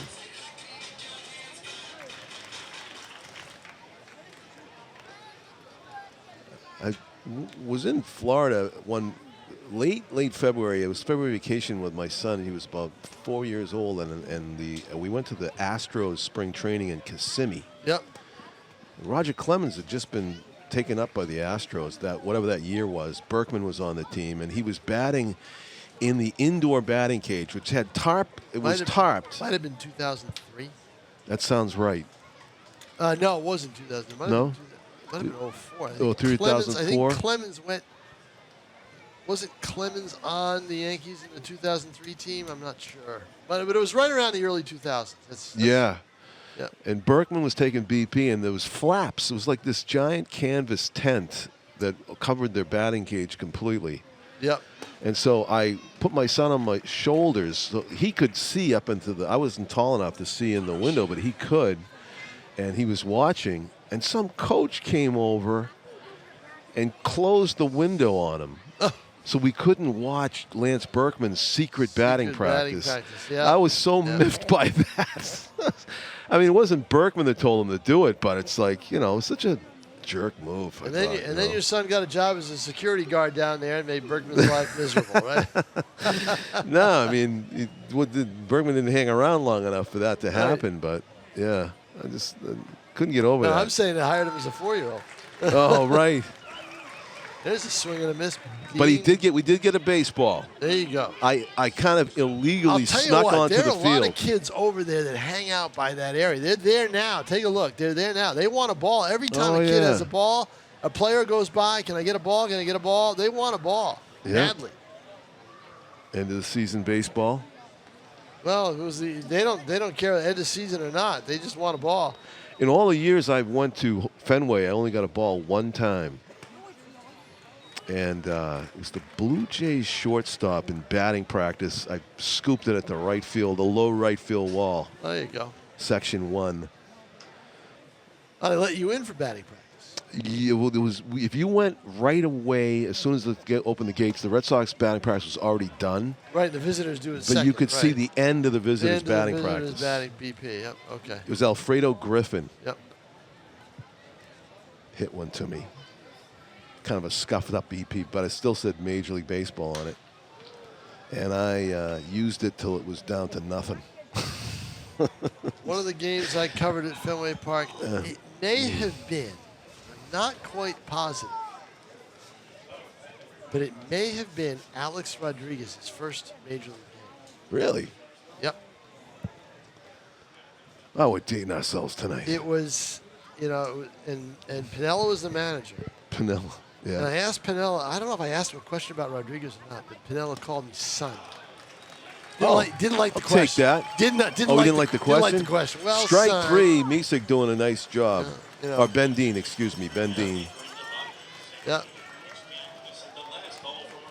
So Silver Knights could do a walk-off here with a couple of runs. They could do a one run? walk-off. Yes, one run is all it would takes. do it. Yeah, that's an exciting element to this as they face the BP throwing Ryan Scalaba. Who's going to do it? One swing of the bat? Huh? Back for more Scalabas. I mean, you've seen a few home run derbies in this league, and it's always an issue trying to get a good pitch to hit. Ryan's just like, here, dare you. Yeah. Dare you to end this game with one swing. We'll see what happens.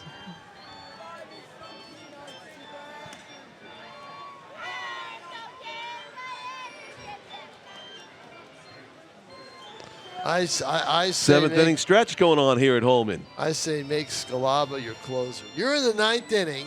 You know what? You're down by a run or two. Even if we get the walk-off? And you've been facing all these fastballs. Wouldn't you put something like that out there? Don't you need a second inning for a complete sample? Yeah, I mean, yeah, really. But I mean, let's see what happens. He's not pitching the second time through. These are all guys that haven't seen him. That's Will Fosberg right there. Yeah, you're right. Will Fosberg. How many home runs does he have this season? I don't know, He's got a few? I don't think anything here. So. Oh. John Collins is. It pained me to take that one. John Collins is itching. I want to grab a bat. I do. Grab a bat. He is itching to grab a bat. There's this base hit up the middle. So you got the leadoff guy on. Yeah, you do. You do. Base hit up the middle. It wasn't, for the love of elevation blast, but we'll take the single to get on board. And pinch hitter announcing himself. Let's see. We could be about to see the last at bat of the season, Tom. Yep. If we see a extra base hit right here, Jake Weiberg, John Stevenson wearing 43. Yep, we very well could. Sean Stevenson, excuse me, from Iona. We very well could. That would be kind of a cool celebration. A guy walks off the bench and ends it with a gap double. Look how close the center fielder is. He's like daring him in. That ball, if that ball's hit to right center field, gets down, the game is over. Yeah. Fosberg runs pretty good. For a catcher, yeah. Exactly. And he'll know what's at stake, too, as soon as it's hit. The 2-0. Oh! That was the cut that was intended to end it.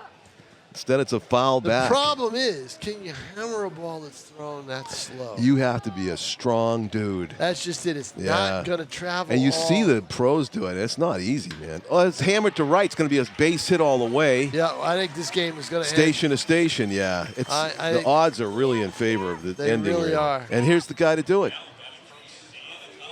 Jeff Valdez. Tell you what. The toughest thing for Jeff Valdez to do right here is to keep it fair, right? Exactly. It's floating in on him. Look how close his back leg is to the plate. He just wants to dig in and launch. Yep. Oh! Outside corner. corner. That's a good pitch. Yeah, but see what he does is he tries to pull it. He's trying to yank an outside pitch. Yeah, just take it the other way. You get, game over. Yeah, exactly. 1-1. This game's time is numbered right here with Valdez up there. One pitch swung on it, and another good pitch. I'll tell you what, from Ryan Scalaba. He's not going to get anything inside unless it's a complete miss. Mistake, right? Exactly. The 1-2. He's setting up out there. Oh, that was over the middle. Ground ball to the shortstop, trying for one, and they come back. So first and third with one out. And just needing to hit the ball into the outfield. Yeah, the infield's not in to prevent the, A.J. Ashatino. but I'm pretty sure that that's the case. They don't get another chance at bat. Right. Seventh inning, sure. 10-run rule.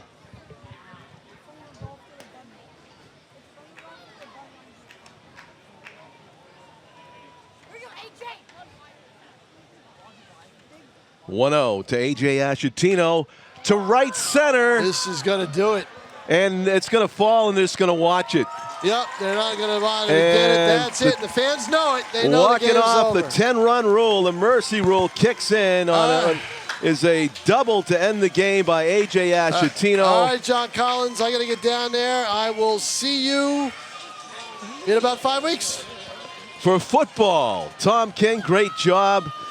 Also, thanks to our crew, Tim O'Neill, Dylan Smith, Pete Johnson, Michaela Savaggio, and to Chris, who joined us earlier. So, for all the people here at the Silver Knights, thank you for coming out to the games. We'll see you here at the old ball yard next year. A 14-4 victory in the last regular season game in 2024. The Silver Knights go out on a winning note. Good night from Holman Stadium in Nashua, everybody.